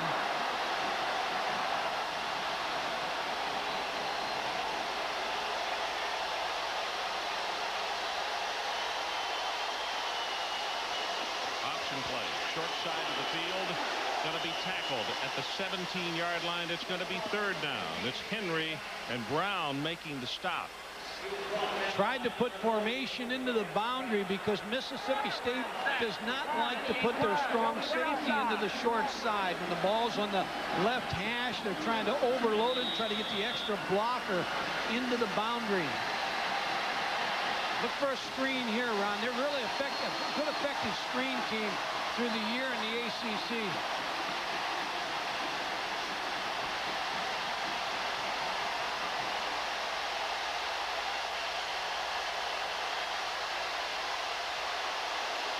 Blitz straight up the middle. Gonna have to hurry. Drills it. Almost intercepted. That was Frankie Luster who almost came away with it. And Juan Long on the pressure. North Carolina is having trouble protecting Mike Thomas. It looks to me like the offensive line kind of overextends themselves. Juan Long, number 40 on a blitz. Lucky that ball wasn't picked off. Frankie Luster, number 4, the strong safety, and sets up a field goal situation. Good defense by Mississippi State. Vignetti to attempt the field goal. He will be kicking it from the 24, so a 34-yard attempt.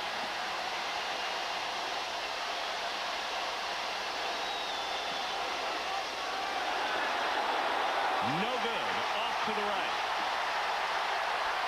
So we'll take a break.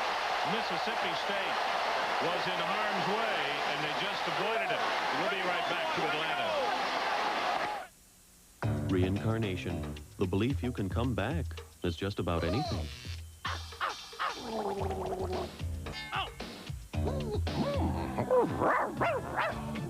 Why do some guys have all the luck? 14-7 Mississippi State on top, and Adrian Karsten, let's get a report from you. Well, Ron, I'll tell you something. The difference between 3 and 7 points could be due to the injury to big number 72 offensive tackle Curtis Parker for the Tar Heels. It's a deep bruise to his left shoulder. He wanted to go back in there. You got to remember, it's behind Parker at 290 pounds where Natro Amines has had his most success tonight. No, that's an excellent point.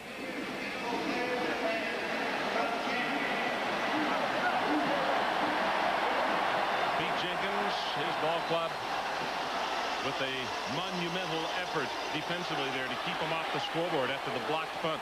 Tony James on the carry will take it just short of the 25. It's Morton who comes up big to make the stop. Mississippi State has such a size advantage in the offensive line. When you go across that front, it's 294, 292, 285 at the center, 287 at the right guard, and 307 pounds at the right tackle. That's an average of 293, Mike.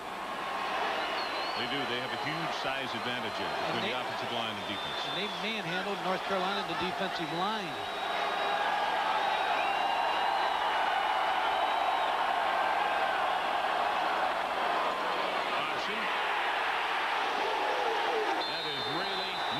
Played by Mock and Bolden. And also, you could see Jacobs taking the quarterback totally out of the play immediately. The difference in the second half to this point is North Carolina's moving around a little bit on defense and not allowing Mississippi State to make the call from the sideline. Disguising better, a little more active, a little bit more stemming up front, and a little bit more blitzing outside. Watson Brown with a third down. To make is out to the 20. The 30, I beg your pardon.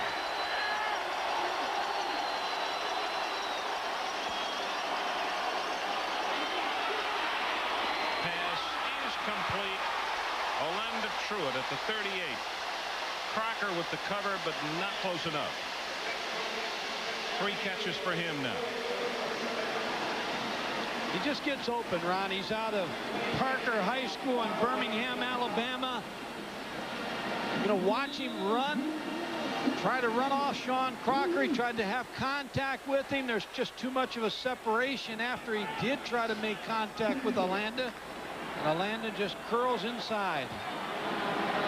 I'm sure it's another one that is a junior that could be declaring on the 6th. Barnett steps up and steps out on his Prince, just as he got the handoff, was going to be hit at the line of scrimmage, and it'll be a 2nd down and long. Troy Barnett. I talked about line movement against Jackie Sherrill's offensive football team.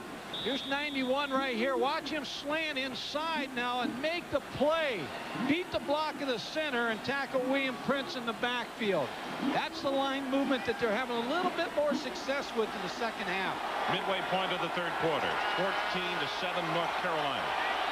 Or Mississippi State, I beg your pardon.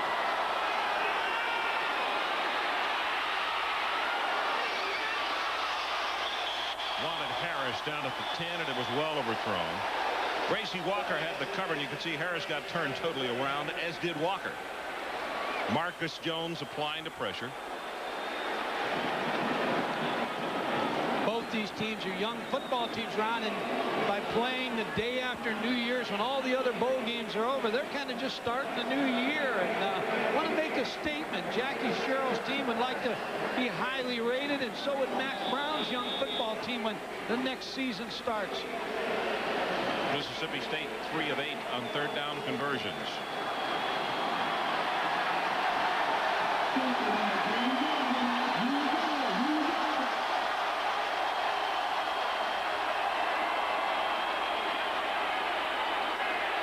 James hit and stopped at the line of scrimmage. Bernardo Harris. Now Mississippi State very quickly getting on the field with the special teams. They're not going to give North Carolina time to line up and have an opportunity to block. In fact, North Carolina still has their back turned to the field. Look, they're still getting set. Watch the wide men. Watch the wide men to the left, how they'll try to cheat in. They've got it again. They got it again. Gracie Walker again, and this time he'll score.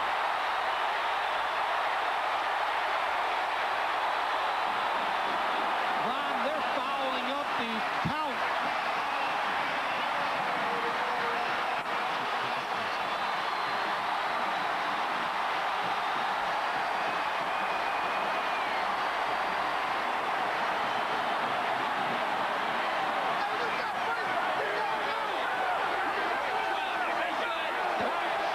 They're fouling up the count of Mississippi State's punt team. You see coming from the left side, number 27, Gracie Walker is not picked up, and special teams has turned this football game around for North Carolina. Vignetti tries to tie it.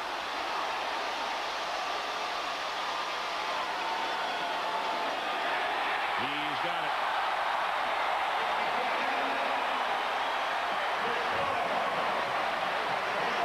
Blue, Gracie Walker. When you're a man protection team, sometimes you can get confused on who to block. Number 27, Gracie Walker, you see how they step out.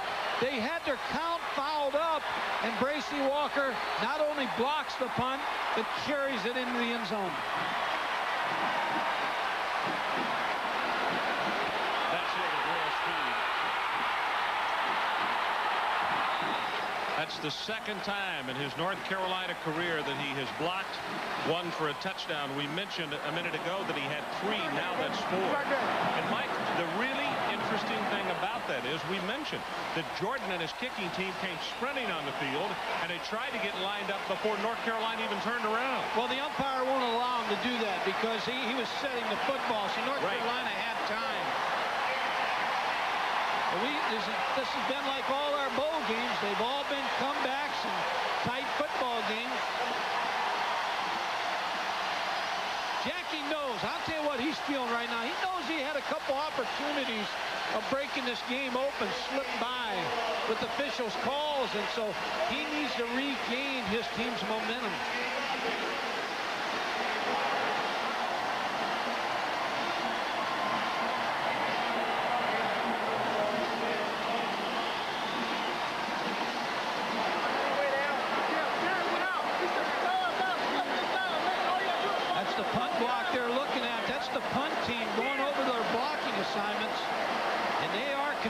used. Problem is they're going to have to punt again.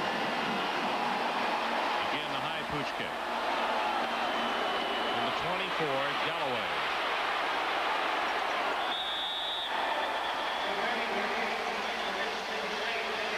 Well, tomorrow night, Catch TV's Harvest Hits on ESPN's Top-Ranked Boxing. The feature bout, Olympic gold medalist Oscar De La Hoya will take on Paris Alexander tomorrow night, 9 o'clock. 6-round lightweights. Tomorrow evening, right here on ESPN.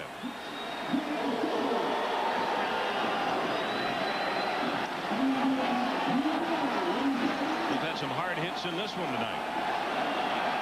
But you're right, special teams, the things that have broken this one open for North Carolina in the second half.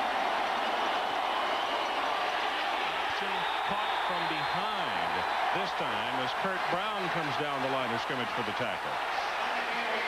Sometimes it takes you a half to get used to playing in a bowl game. You get caught up in this crowd and the cowbells, and Mack Brown settled his team down at halftime. Now his brother on the other side, Watson Brown, has to figure some way to get this offense unleashed. Are they having fun now? Well, we didn't see this kind of thing in the North Carolina sideline, particularly in the second quarter, but you're right. They are aroused.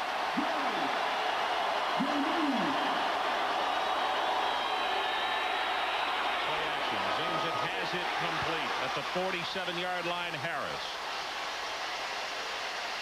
Now, I'll tell you, that is some agility, folks. He jumped. Almost a flat-footed jump after he had come set over a table, and there was a carton sitting on the other side. He came down on that and still stayed on his feet. Look at this. Jumps over the top of this. Whoops. He almost took a couple officials of the Peach Bowl out.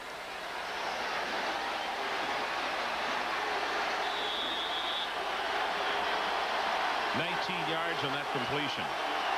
The biggest thing for Mississippi State, they took the North Carolina crowd out of it for a moment. Running play. 5 yards and now counted off at 10 for Kenny Roberts. Thigpen is there to make the stop, and where they're going to put it down actually is going to be a gain of about 8 to the 45-yard line.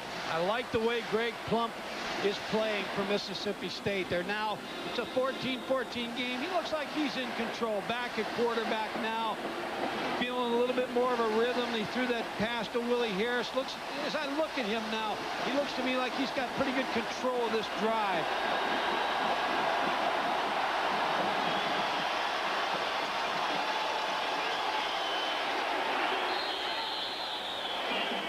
Is hit by Barnett.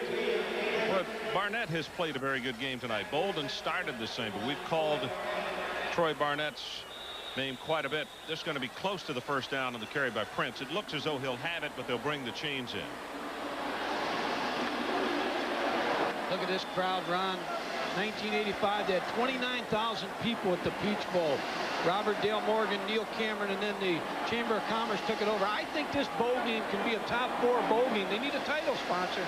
But you look at this crowd, and you look at Mack Brown and Jackie Sherrill both said that the Peach Bowl people have been great. They've organized this bowl. This bowl is a bowl of the future. You know, to back that up, Mike, the only other bowl game other than this one to be sold out was the Sugar Bowl last night. And we don't have the official numbers here, but it's over 71,000. As I mentioned, this is a can-do community. Atlanta gets things done. And here's a coach trying to get it done right now. This short yardage play.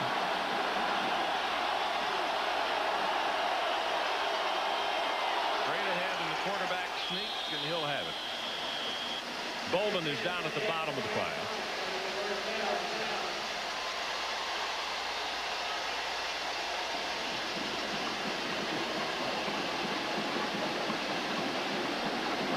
Greg Plump had so much success in the first half going to Orlando Truett. You have to think once he crosses the 50-yard line, now they're in North Carolina territory, that he'll start to look for number 80, Orlando Truett.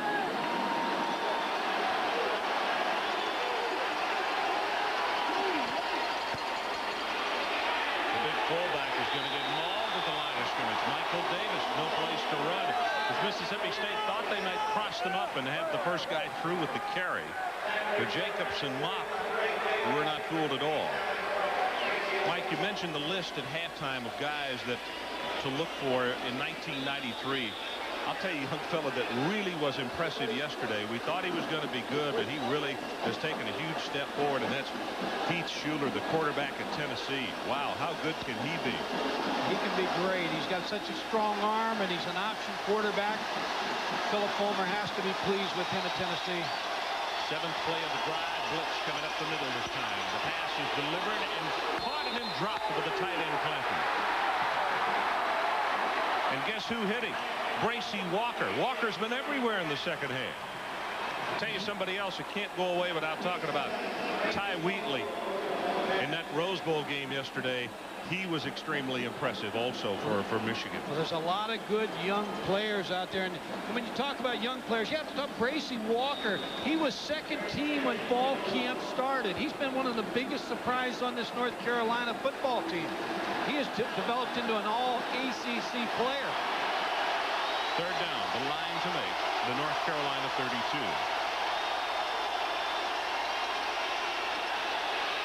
Gets it away, almost picked up. Thomas Smith couldn't hold on, but it's kicking time for Mississippi State. 3:24 left in the 3rd quarter, tied at 14. Well, here's been the biggest play of the night for North Carolina is their punt block team. Bracy Walker, number 27. This is a tough area to try to block Hero because you're not sure whether they're going to try to fake him. It looks like they're coming after him again. Fair catch called for, signaled off, and it takes a Mississippi State bounce. And that touched a North Carolina player. That's Bulldog football, I believe, at the 15-yard line. Yes, it is.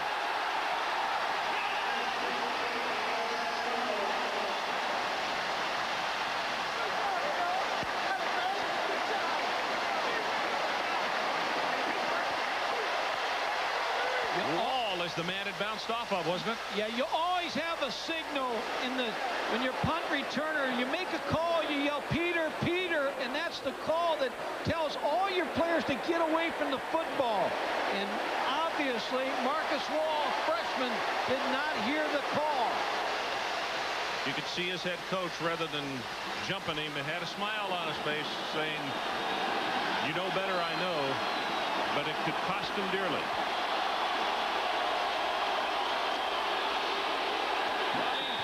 Going to be dropped for a loss. His Thigpen hit Roberts as soon as he got the football. Mike, North Carolina was not getting nearly this kind of surge in the first half. Playing a lot better in the defensive line. Tommy Thigpen, the Playboy preseason player, is able to take on the blocker and get rid of the blocker and make the play.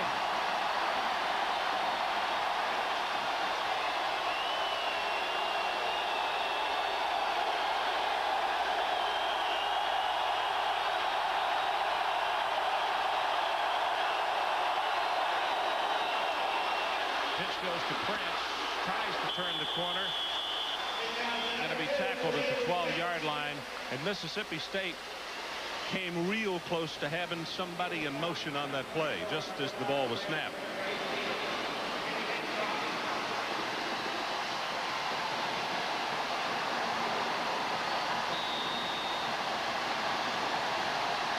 See, the Mississippi State player may have moved a little early, but he got away with it. 3rd down. State 4 of 11 on 3rd down conversion. They bring the blitz. Great protection to the offensive line. Now it breaks down and he's sacked at the 20. Steinbacher gets him at the 20-yard line. That is a coverage sack, though. The offensive line had done a good enough job. He looked, pumped, looked again, and that's when he was taken down, the 2nd sack. Well, you have to credit Carl Torbush, the defensive coordinator, because they're disguising. They're confusing Greg Plump and getting a little bit more of a rush than they had in the first half. Gardner to attempt the field goal. They're going to place it down at the 26. Close to the 27. Plenty of distance with his leg, and he missed it.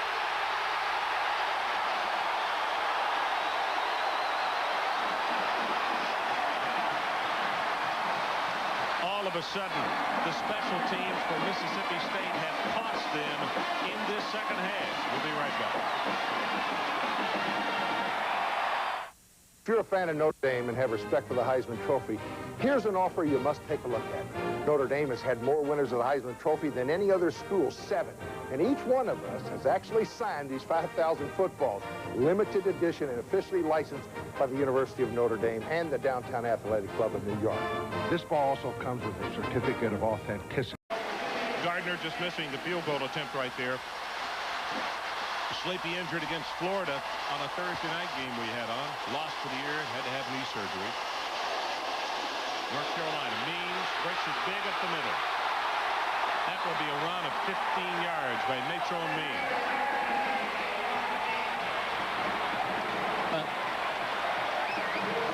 Isolation play. You're going to watch the fullback, Mike Falkerstein, on the linebacker with the lead block.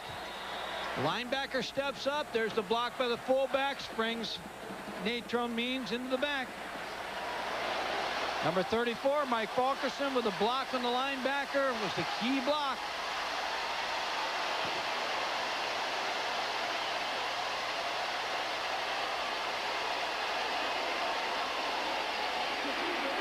Option down the line, close to the 40. Stephen Henry will come up and finish off Mike Thomas. We talked about Mike Thomas in the first half. He may have been a little jittery, but he has really settled down here in the second half, and that's the story when you have a young quarterback, 6'2", 222-pound redshirt freshman. So he's settled down now. He's into the ball game and making some good decisions for Mack Brown.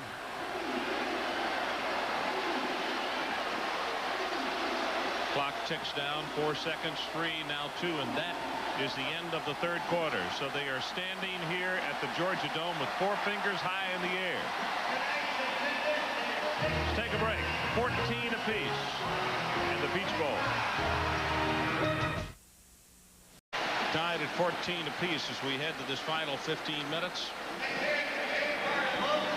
Mississippi State led at 14-0 at halftime, and North Carolina coming back to tie it in that third.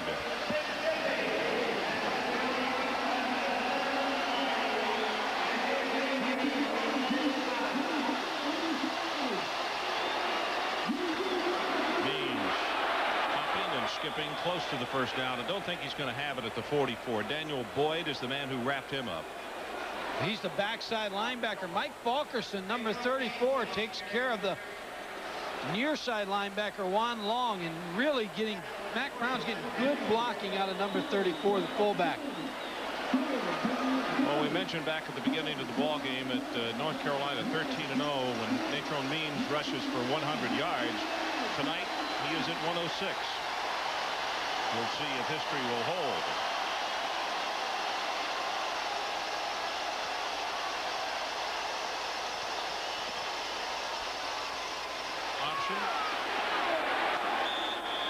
He'll have the first down, but barely anything more than that. As Thomas, Mississippi State did a good job of jamming that up. It looked as though they might have been real close to stopping him for not picking it up. Juan Long had a shot at him in the backfield, but when you're 222 pounds, 6'2" quarterback, you're a little tough to bring down on that option play. Thought it was interesting what he told Adrian at halftime. It told his guys he wanted them to have some fun, that they weren't doing it. They acted like they'd never been to a bowl game before. Well, they've settled down here in the second half.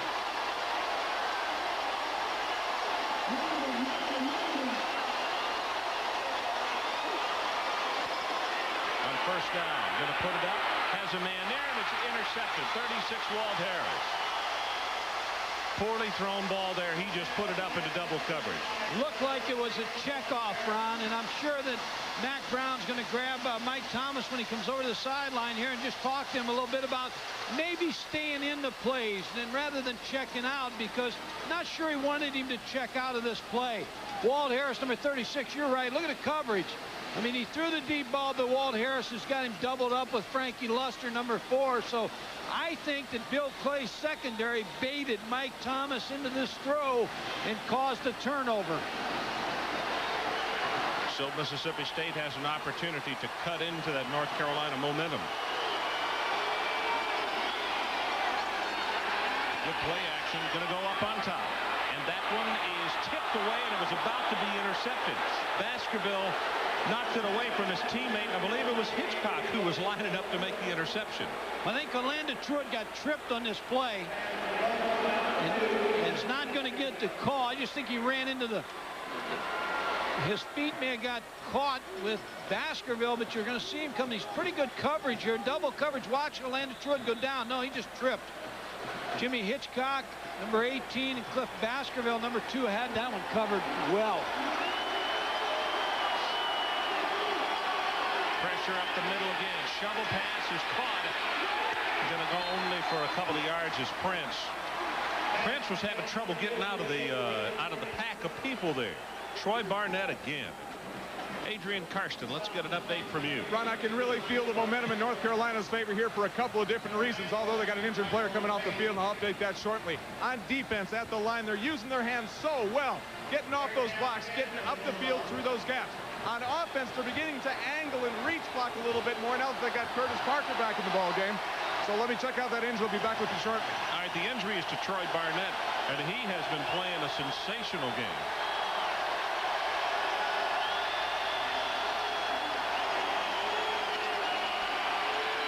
Pass is drilled and intercepted on the pick.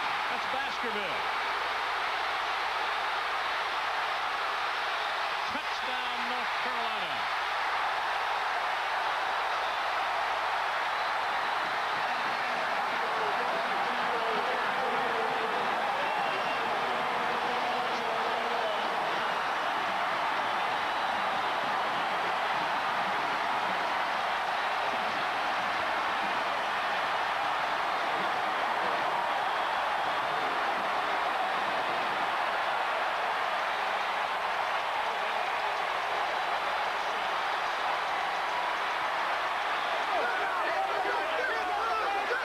Baskerville started as a true freshman. He's never had a bigger one than that right there, though. Your player that you like so well in this ball game, Bracy Walker, really made this play. Number 27. Extra point attempt is up, and he's good. Mike, one more look at this.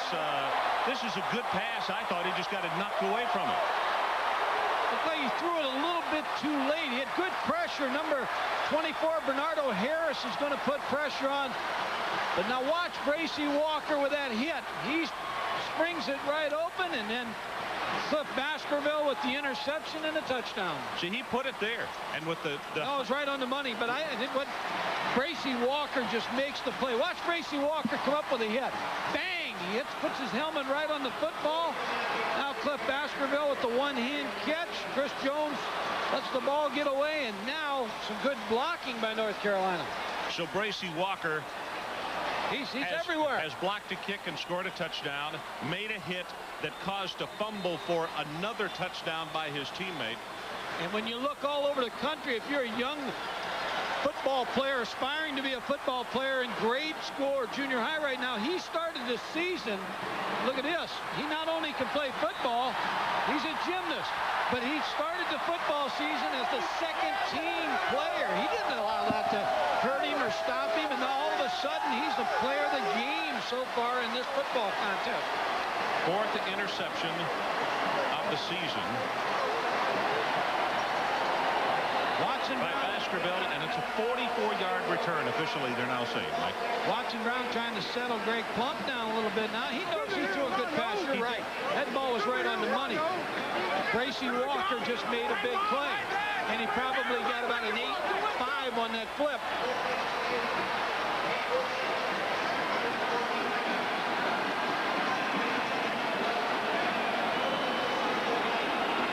Something about the Peach Bowl brings out close ball games and a few crazies too on the field, but brings out close games. Running out on the field for no reason.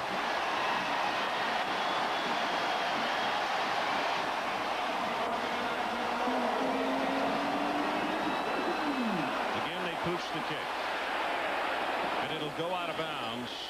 So Mississippi State will get it from the 35-yard line. I don't think you've seen the end of Mississippi State scoring either. Too powerful an offensive football team. And Jackie Sherrill's been in bowl games. He'll settle his bunch down on that sideline. They have respect for the kickoff return team of Mississippi State because they do not want to kick it deep. Hurt them there because the ball will be on the 35-yard line.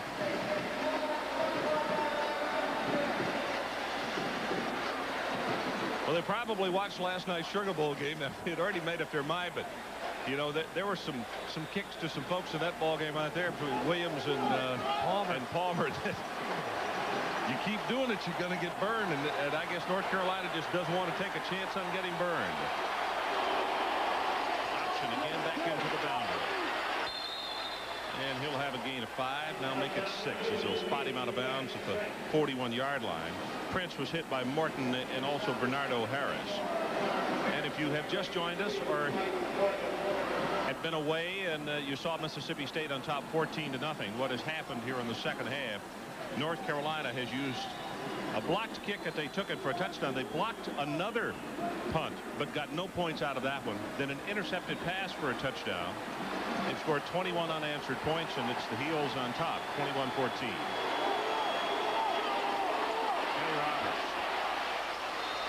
He will have the Mississippi State first down. Greg Black, freshman out of Gastonia, holding on to his ankles.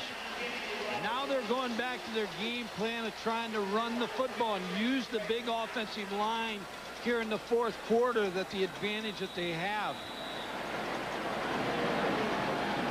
The brothers, Watson and Mack, after each other tonight.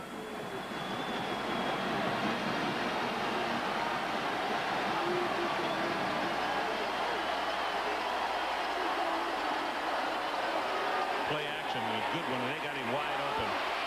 Roberts, and he will have another State first down as he goes inside the 43 to the 42. Jimmy Hitchcock is there to make the stop.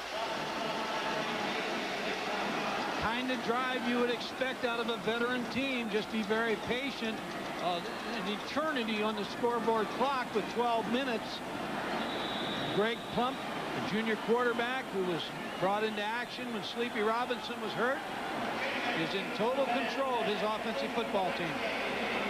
Going to be Davis and James in the backfield this time. Clock runs with 11 minutes and 45 seconds now to play in this one. They give it to the first man through, and there is nothing for Davis. And in fact, he's going to lose one. Troy Barnett, who was shaken up back in the ball game, and he makes the stop. Also, you can see Jacobs getting off the stack.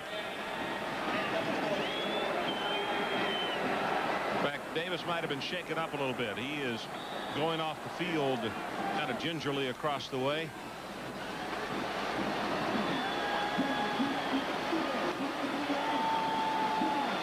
I mentioned that North Carolina has got 21 points unanswered in the second half. They've still only had 3 offensive possessions in the half. They've only had the ball 5 minutes and 14 seconds. It's because of the block kicks and the interception. On the reverse, James, and he'll be tackled just inside the 40. Sean Crocker came over to make the hit on him. Coming off the Ole Miss game, when you play your rival the last game of the year, Jackie Sherrill's team lost a tough one to Billy Brewer and the Ole Miss Rebels. Trying to rebound here and get a win in this bowl game so they can go in their off-season program and spring practice on a positive note. Here's another team you got to play credit to. A shutout ball game the other night, shut out the Air Force Academy. In fact, Ole Miss beat Mississippi State. They had 7 turnovers in the ball game and still won it. I mean, that's got to be a big rival. You know, you shut out an Air Force team of Fisher DeBerry. Now you've accomplished something also. Yep. Blitz coming from the outside, and the play action right over the middle. He's got it inside the 30-yard line. There's Roberts, and that's enough for the Mississippi State first down.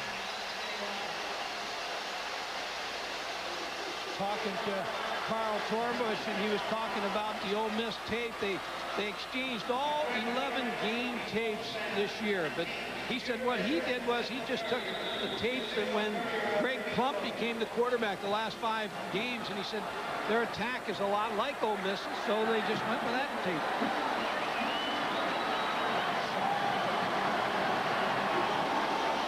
Option play down the line. Maybe a gain of 1 on the play. Steinbacher will wind up making the tackle, but Mike, you could see the trailing from the backside. North Carolina's really getting some great hustle from some big people in the interior part of that line. Particularly, it was Marcus Jones, number 71, who was trailing on that play. They just seem to be more intense, more focused this half than they were in the first half. Well, they had to get used to being in a bowl. It's been 100 years. You know, so this group has never been in a bowl game, so they probably were in awe a little bit of this crowd and the bowl scene and preparation, and it took them a half. On second down, there's the shuttle pass. Roberts, and he will be stopped with a really good open field tackle by Bernardo Harris. Watson Brown's probably thinking they slipped to that ball. Kenny Roberts, run straight. Don't try to break it outside. Try to get as much as you can get up the football field. Mississippi State looks a little tired to me also. Fred McCrary, number 6, will come into the lineup for Mississippi State as Roberts will go out. The trainers came off the sideline, but he signaled to them he was okay and could cut off on his own. If there's a go-to receiver on this team, Willie Harris averages 16.4 yards per catch coming into this game. Number 87.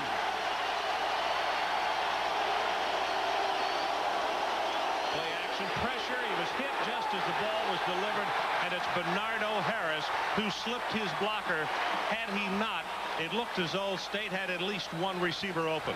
Well, you talk about Bracy Walker, but Bernardo Harris, number 24, is coming on the blitz, and you see number 76, John James, too slow coming off the block to try to pick up Harris.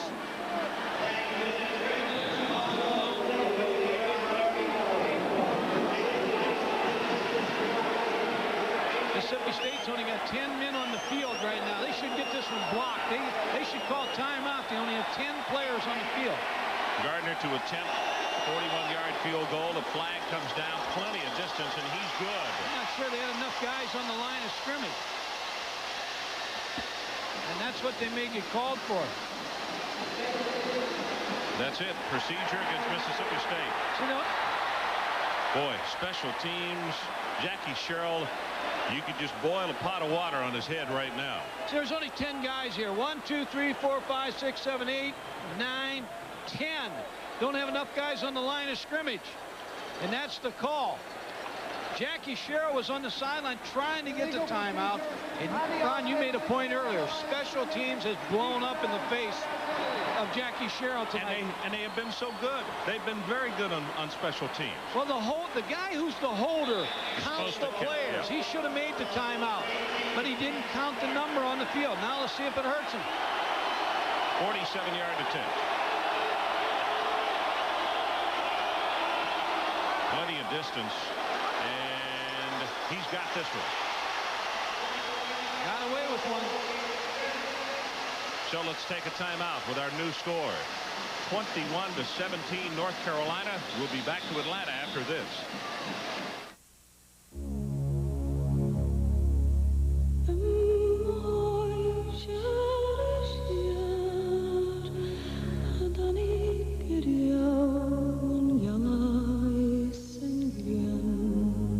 To recharge the spirit.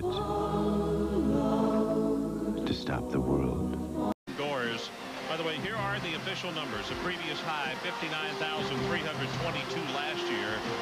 That game between East Carolina and North Carolina State. Tonight, 69,125 at the Georgia Dome. New record for the Georgia Dome and also for the Peach Bowl. I think it's a great decision on the Peach Bowl's part to play the day after New Year's. Well, I enjoyed what you said in the Atlanta paper today. The fact that you always suffered a little letdown after January the 1st. You thought you didn't have anything to watch, and tonight you do, and we got a good one going. SEC trying to remain undefeated in conference or in bowl play. But that's not just what Jackie Sherrill's fighting for right now. He wants to prove a point.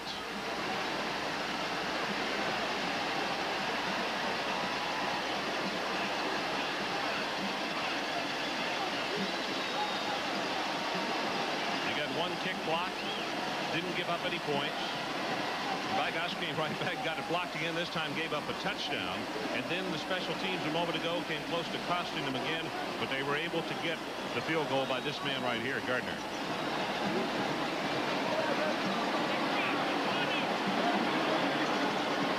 Marcus Wall. Look at him. Marcus also had his troubles on special teams tonight. He did not get away from a punt that was not going to be caught.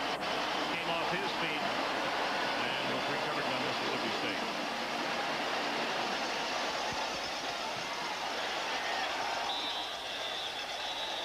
Adrian Karsten, let's get an update from you. Ron, I'll tell you something. The character and the courage being shown by the Carolina team here tonight is unbelievable. 14 players have had the flu this week. They've gone to bed early, had to get up early in the morning to practice. I don't mean to be indelicate. There's a player over here who's been thrown up. He wipes off his face, wants to get back in the ball game and take somebody on. That's the kind of attitude that makes you come back and win a bowl game. Well, they battled some tough odds. But they still got 8 minutes and 42 seconds to take care of. Pitch goes to Means, and he takes it right up the middle. He'll go for 6.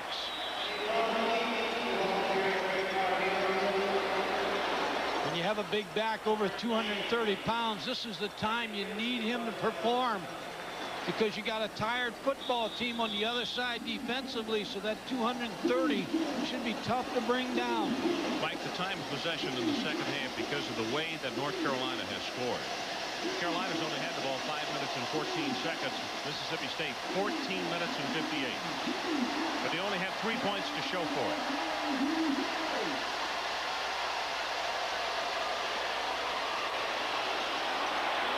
Means will have the first down and will take it out to the 36. It's Daniel Boyd holding on. That's what I'm talking about there. Missed tackles and not wrapping him up. Walt Harris has a chance, number 36. Now, watch him break outside. Natrone Means, he gets a good block from Sean Hocker, number 78. He's going to lead. There's the block. Good block. But see now, there's the wrap-up by Walt Harris, and he just ran right through the tackle. It's the yards after he runs through tackles that make him dangerous.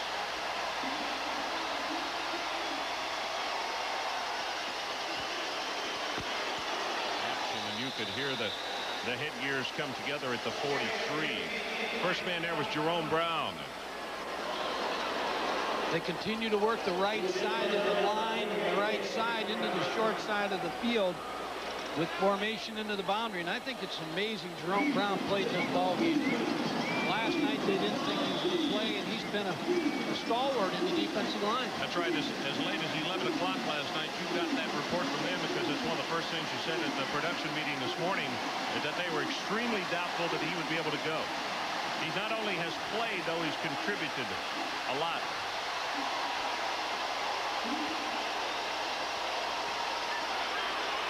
Pitch to Means, and he'll stop it after only 2. Frankie Luster trying to get off the block, and he does. And now it's going to be 3rd down for North Carolina. Talk about Jerome Brown, number 98. You're going to see him come inside, but now what you want a defensive lineman to do is get flat down the line of scrimmage and try to make that play on pursuit. He didn't get to the backfield. He got just flat where you want him, and he was there to try to make the play. He's the oldest player in the Mississippi State squad. He's 26 years of age. You think those cheerleaders are calling for those cowbells now?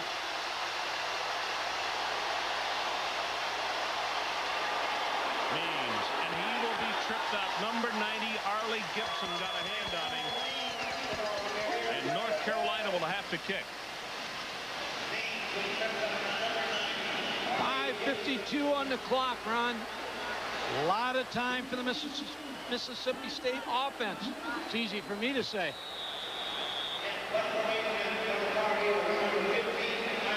Tony James is back in a deep safety at the 23-yard line. Good coverage kick, and James is under it at the 20. Stopped at the 29, so let's take a timeout. 21-17, North Carolina. And how was dinner for our favorite food critic?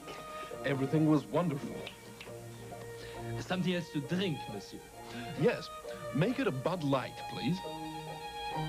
I'm sorry, monsieur. We have run out. Really? Well, that does change things a bit, doesn't it? If you want great taste that won't fill you up and never let you down, make it a Bud. 3 touchdown passes led Virginia by 10 points at the half. But Cavalier quarterback Don Majkowski worked his magic, passing for 1 score and running for another. In the end, George Welch watched kicker Kenny Stadlin provide the margin of victory with a last-minute field goal as Virginia won their first bowl appearance ever. So look at this, Mike, as far as the number of close games. We had the one last year, 37-34. The last 3 games, we got the winning score with less than 2 minutes remaining. In fact, the last 5 years margin of victory, 3.6. And we stand with a 4-point game right now. Pass is caught by Harris at the 47-yard line. 6 catches for him, and let's take a look at the end zone angle on this. The pressure that has hurt Mississippi State, you're going to see the pressure come from this side over here where James, number 72, is going to pick up the block. Watch him come off now and make the block on number 24, Bernardo Harris. Now, that allows Greg Plump the time to throw the man coverage route to Willie Harris.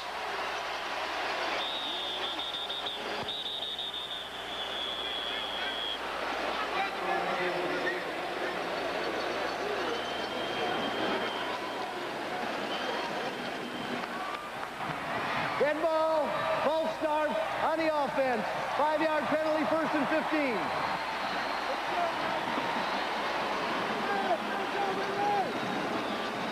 You can see the look on Coach Sherrill's face. You pick up a huge first down, you move it up close to midfield, and then somebody moves in the offensive line. So now you scrimmage with a 1st and 15. But you have to be mindful of when you got a receiver like Truitt and also Harris, they could just turn it into a touchdown play on any snap of the football. And this little guy right here as well. But North Carolina will defense it, and Tommy Thigpen just wraps up Roberts before he gets back to the line of scrimmage. That's why Tommy Thigpen was a Playboy preseason All-American, because he moves so well and he really knows the keys of a linebacker. He read that play and was able to make the tackle, and Kenny Roberts did not allow him to get started, Ron. Loss of 1, so it'll be 2nd down and just over 15 to pick up the first. Far sideline, just overthrown. This time he was looking for Truitt. The other side of the other part of that combination of receivers I was talking about. Crocker had to cover, but he couldn't stop him. Almost makes this catch. A great receiver. Watch him try to stretch out with his feet in bounds, and he just can't hold on. Almost a great catch.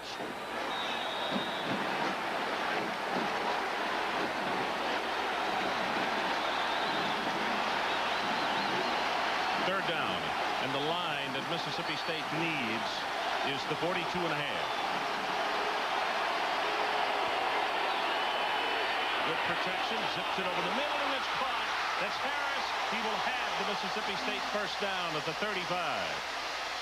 Wow, it's a game of inches, Ron, because they almost got a hand on this. The linebackers, Willie Harris with a good catch, but well-covered throw, and they almost got the linebacker to it. That ball was thrown hard. You watch Greg Plump, number 10, zings this ball in, but watch him zing it right in between that linebacker. Willie Harris with a nice job of coming back to the ball. And number 29, who's on the top of the pile, then winds up on the bottom. Thomas Smith is the player who is shaken up. 7 receptions for Harris now, 108 yards. He's the receiver they like to go to for the first down. The third down receiver, 16.4 yards per catch coming into this ball game.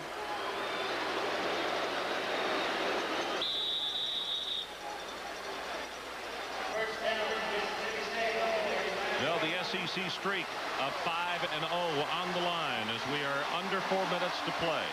But Mississippi State is driving. They trail by 4, 21-17. The pitch. Late, but it paid off. Close to a state first down at the 26. Crocker on the stop defensively. Well, I thought I was watching Oklahoma for a while there, the Barry Switzer days. And they ran the option, they ran it downhill. They got away with it this time. Greg Plump with a late pitch, a smart pitch, because it worked out. Watson looks calm, but I'll bet his stomach was around his throat on that option play. And his brother Mac pacing on the near sideline.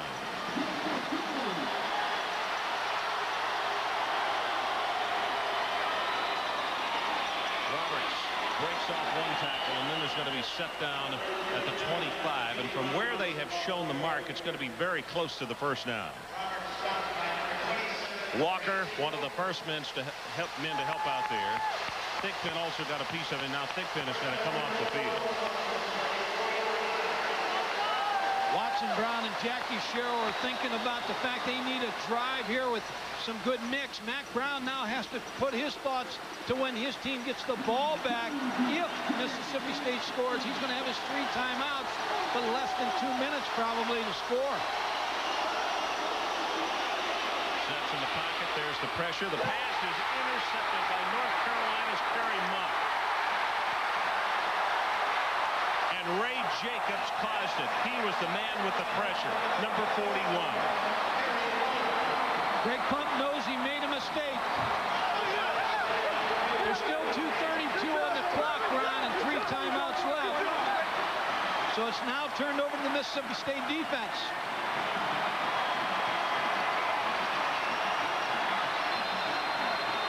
Ray Jacobs, number 41, puts pressure on Greg Plump, but he just can't seem to pick up his receiver. It's a delay, and he threw it too soon, and the receiver, number 2, William Prince, stopped on the route. Mike, Ray Jacobs is the player that Adrian was referring to that was throwing up just a few minutes ago and is still in the ball game and is the one who applied the pressure. With a bolt up the middle. Boyd is right there.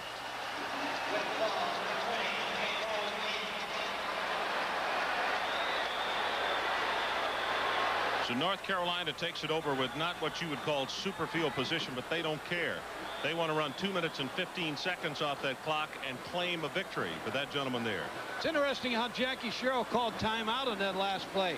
He has a player right beside him on the bench, and he ran him right to the official, the nearest to his sideline. So we'll take the break with them. 21-17, North Carolina will be right back to the Georgia Dome after this.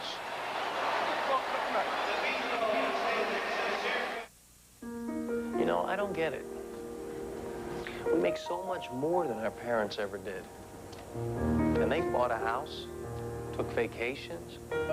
They even managed to retire. That was then. Things are different now. So how are we going to do it? To help manage your money more wisely today, get the Wall Street Journal Guide to Understanding Personal Finance. The guide is filled with information you need to know before you buy a home, plan your retirement, or start saving for your child's college years. It's yours free when you subscribe to the Wall Street Journal. Every business day, the Wall Street... Punts, 1 missed field goal, and 2 interceptions.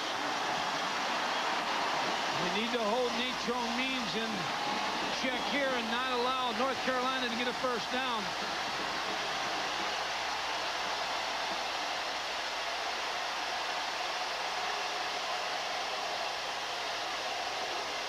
And they set the reverse.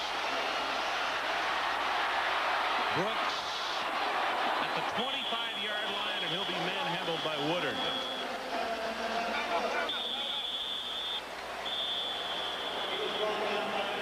Jackie Sherrill has a designated guy making the timeouts. So we'll take it with him. 2:07 left in the ball game. 21-17 Carolina.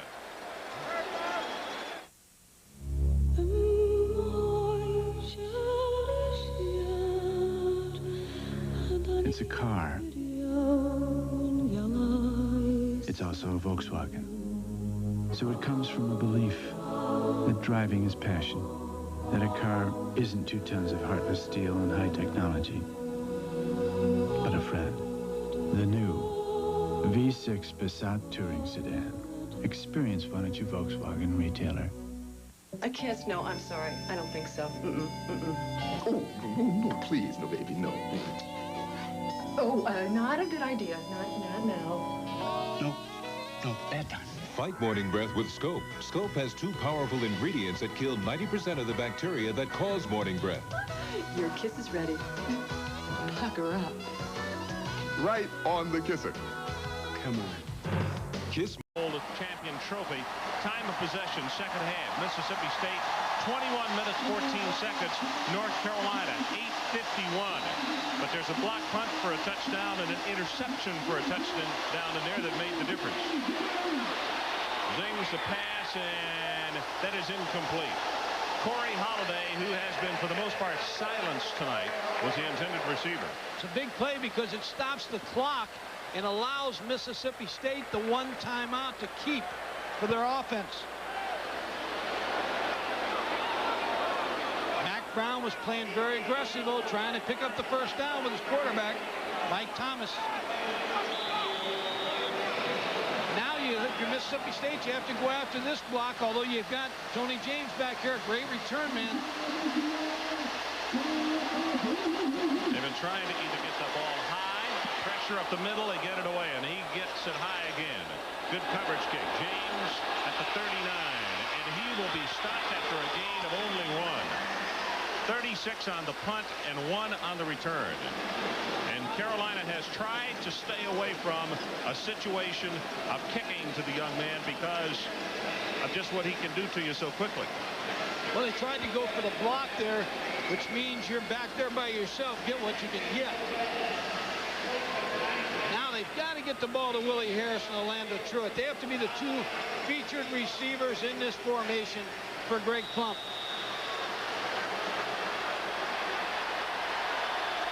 Mississippi State 61 yards away. Pass is incomplete. Boy, what a stick at the 45-yard line, and I believe that's Jimmy Hitchcock, yes, who put the lumber on him. Wow. Jimmy Hitchcock saw the receiver coming down the middle. Good lick on Kenny Roberts, number 29. Pretty good coverage when you got 3 around 1. Pretty good coverage for North Carolina.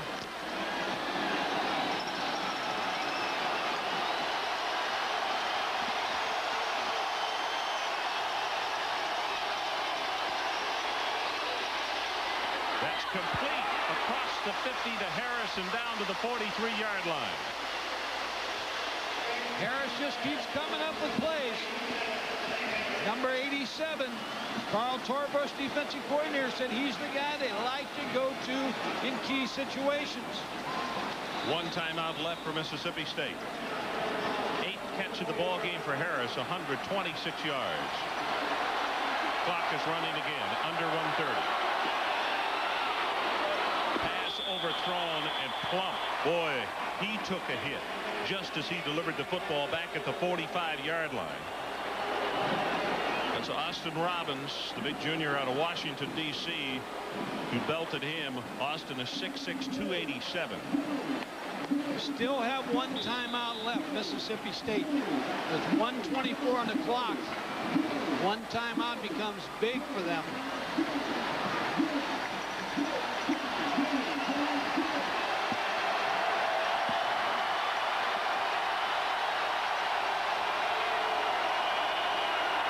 For a moment, and now is going to be dropped for a loss. And it's Austin Robbins again, big number 98.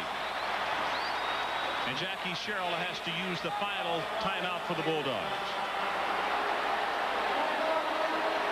So let's take a timeout. We'll come back for the final 73 seconds from Atlanta after we pause for this. To me, there's nothing better than winning a Super Bowl or a NASCAR race. But to finish strong, you have to start fresh. That's why my car starts with an Interstate battery. Interstate batteries are fresh, thanks to the largest dealer network and a lightning-fast restocking system. So insist on an Interstate battery. For factory fresh power, look for this symbol or call 1-800-CRANK-IT. And start fresh with Interstate. Thanks to Smart Rate from the Discover card, interest charges now have a whole new bottom line. Smart Rate, currently as low as 14.9%. It pays to Discover. I was born in a small town. That's where my customers are. Who would know better how to welcome business travelers to small towns and big towns than Holiday Inn? It's just like the town I was born in. Holiday Inn. Stay with someone you know who really knows you. Jackie Sherrill continues to pace in the sideline. He was very upset that that was a fumbled snap, or his quarterback came out from under center just a little too early. And because of the play being dropped for a loss, he just wanted to get everything back together again, and they had to use their last timeout.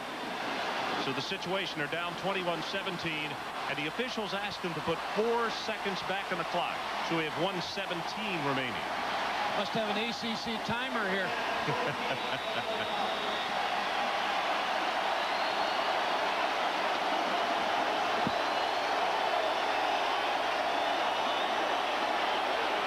Throws the ball back. Clanton is tight end. Bounces off one tackle, and he'll take it down to the 40. Thigpen is the man who put the hit on him. And Clanton really took a belt at the 45, and he just kept right on going. It all comes down to this, Ron. 4th down. 4th and 5. Clock runs at 53, now 52 seconds. Mississippi State must get it to the 34-yard line. Pumps it once. Ran right by Thigpen, and he'll have the first down. Tommy thought that he had thrown the ball, and he just stopped.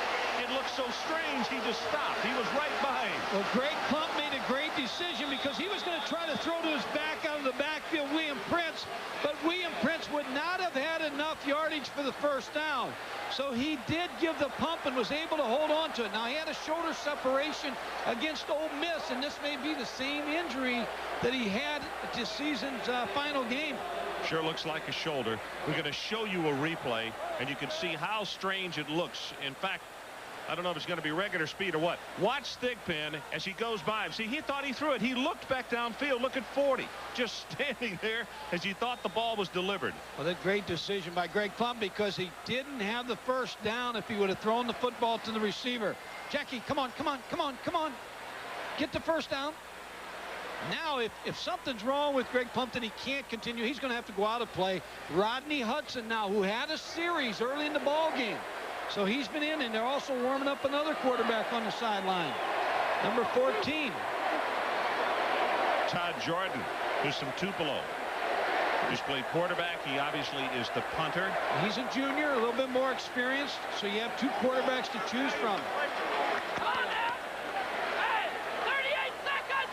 38 seconds to come out. Get set. You can hear Coach Brown, 38 seconds, no timeouts. Take one more look at the injury to Plump. Big play by Greg Plump to pick up the first down. Looks like he hits the turf.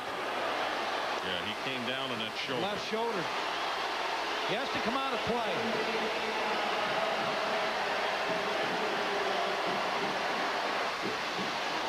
.38 seconds left. 21 North Carolina, 17 Mississippi State. Big play for a quarterback coming off the bench. Jordan delivers deep, overthrown. Harris is the man he was looking for. And now, if they feel as though Plump is okay, he can come back on the field after going out the 1. They're going to keep Jordan in the game. They're going to let Todd Jordan either win it here at the end. You see Orlando Truitt talking to him, and you know what he said. The same thing that every receiver says. I can get open, get me the football. Well, with him, I believe it. I do too. 8th play of the drive coming up.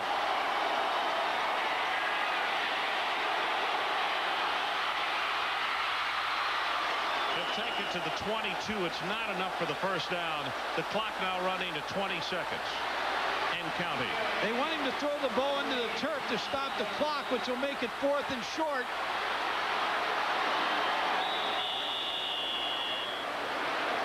So now we have 10 seconds left.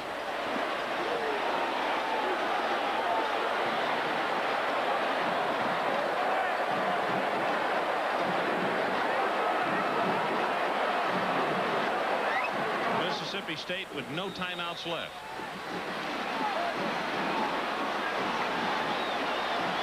North Carolina not only would love for the personal satisfaction of winning the bowl game, would like to end the SEC dominance in bowl play this year. A win here would make the ACC 3-1.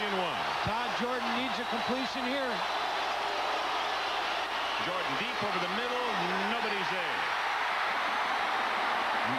North Carolina will take it over with 6 seconds showing on the clock.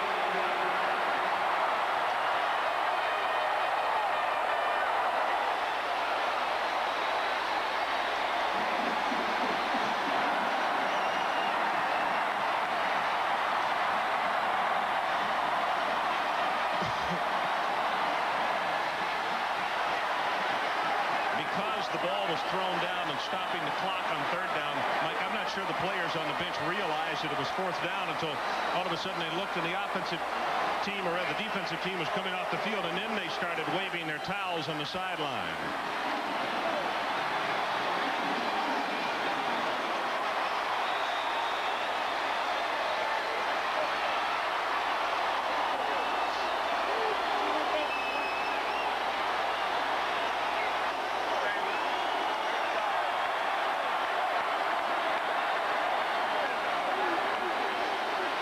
They'll take the snap. They'll go to one knee. And with that, Mack Brown will win his first bowl game as the head coach of the Tar Heels of North Carolina.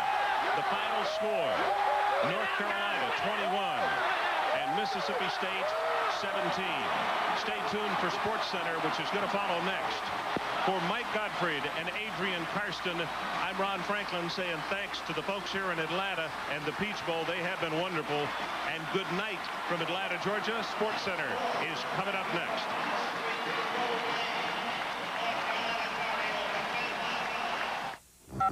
Hi, Mary. We're running right up.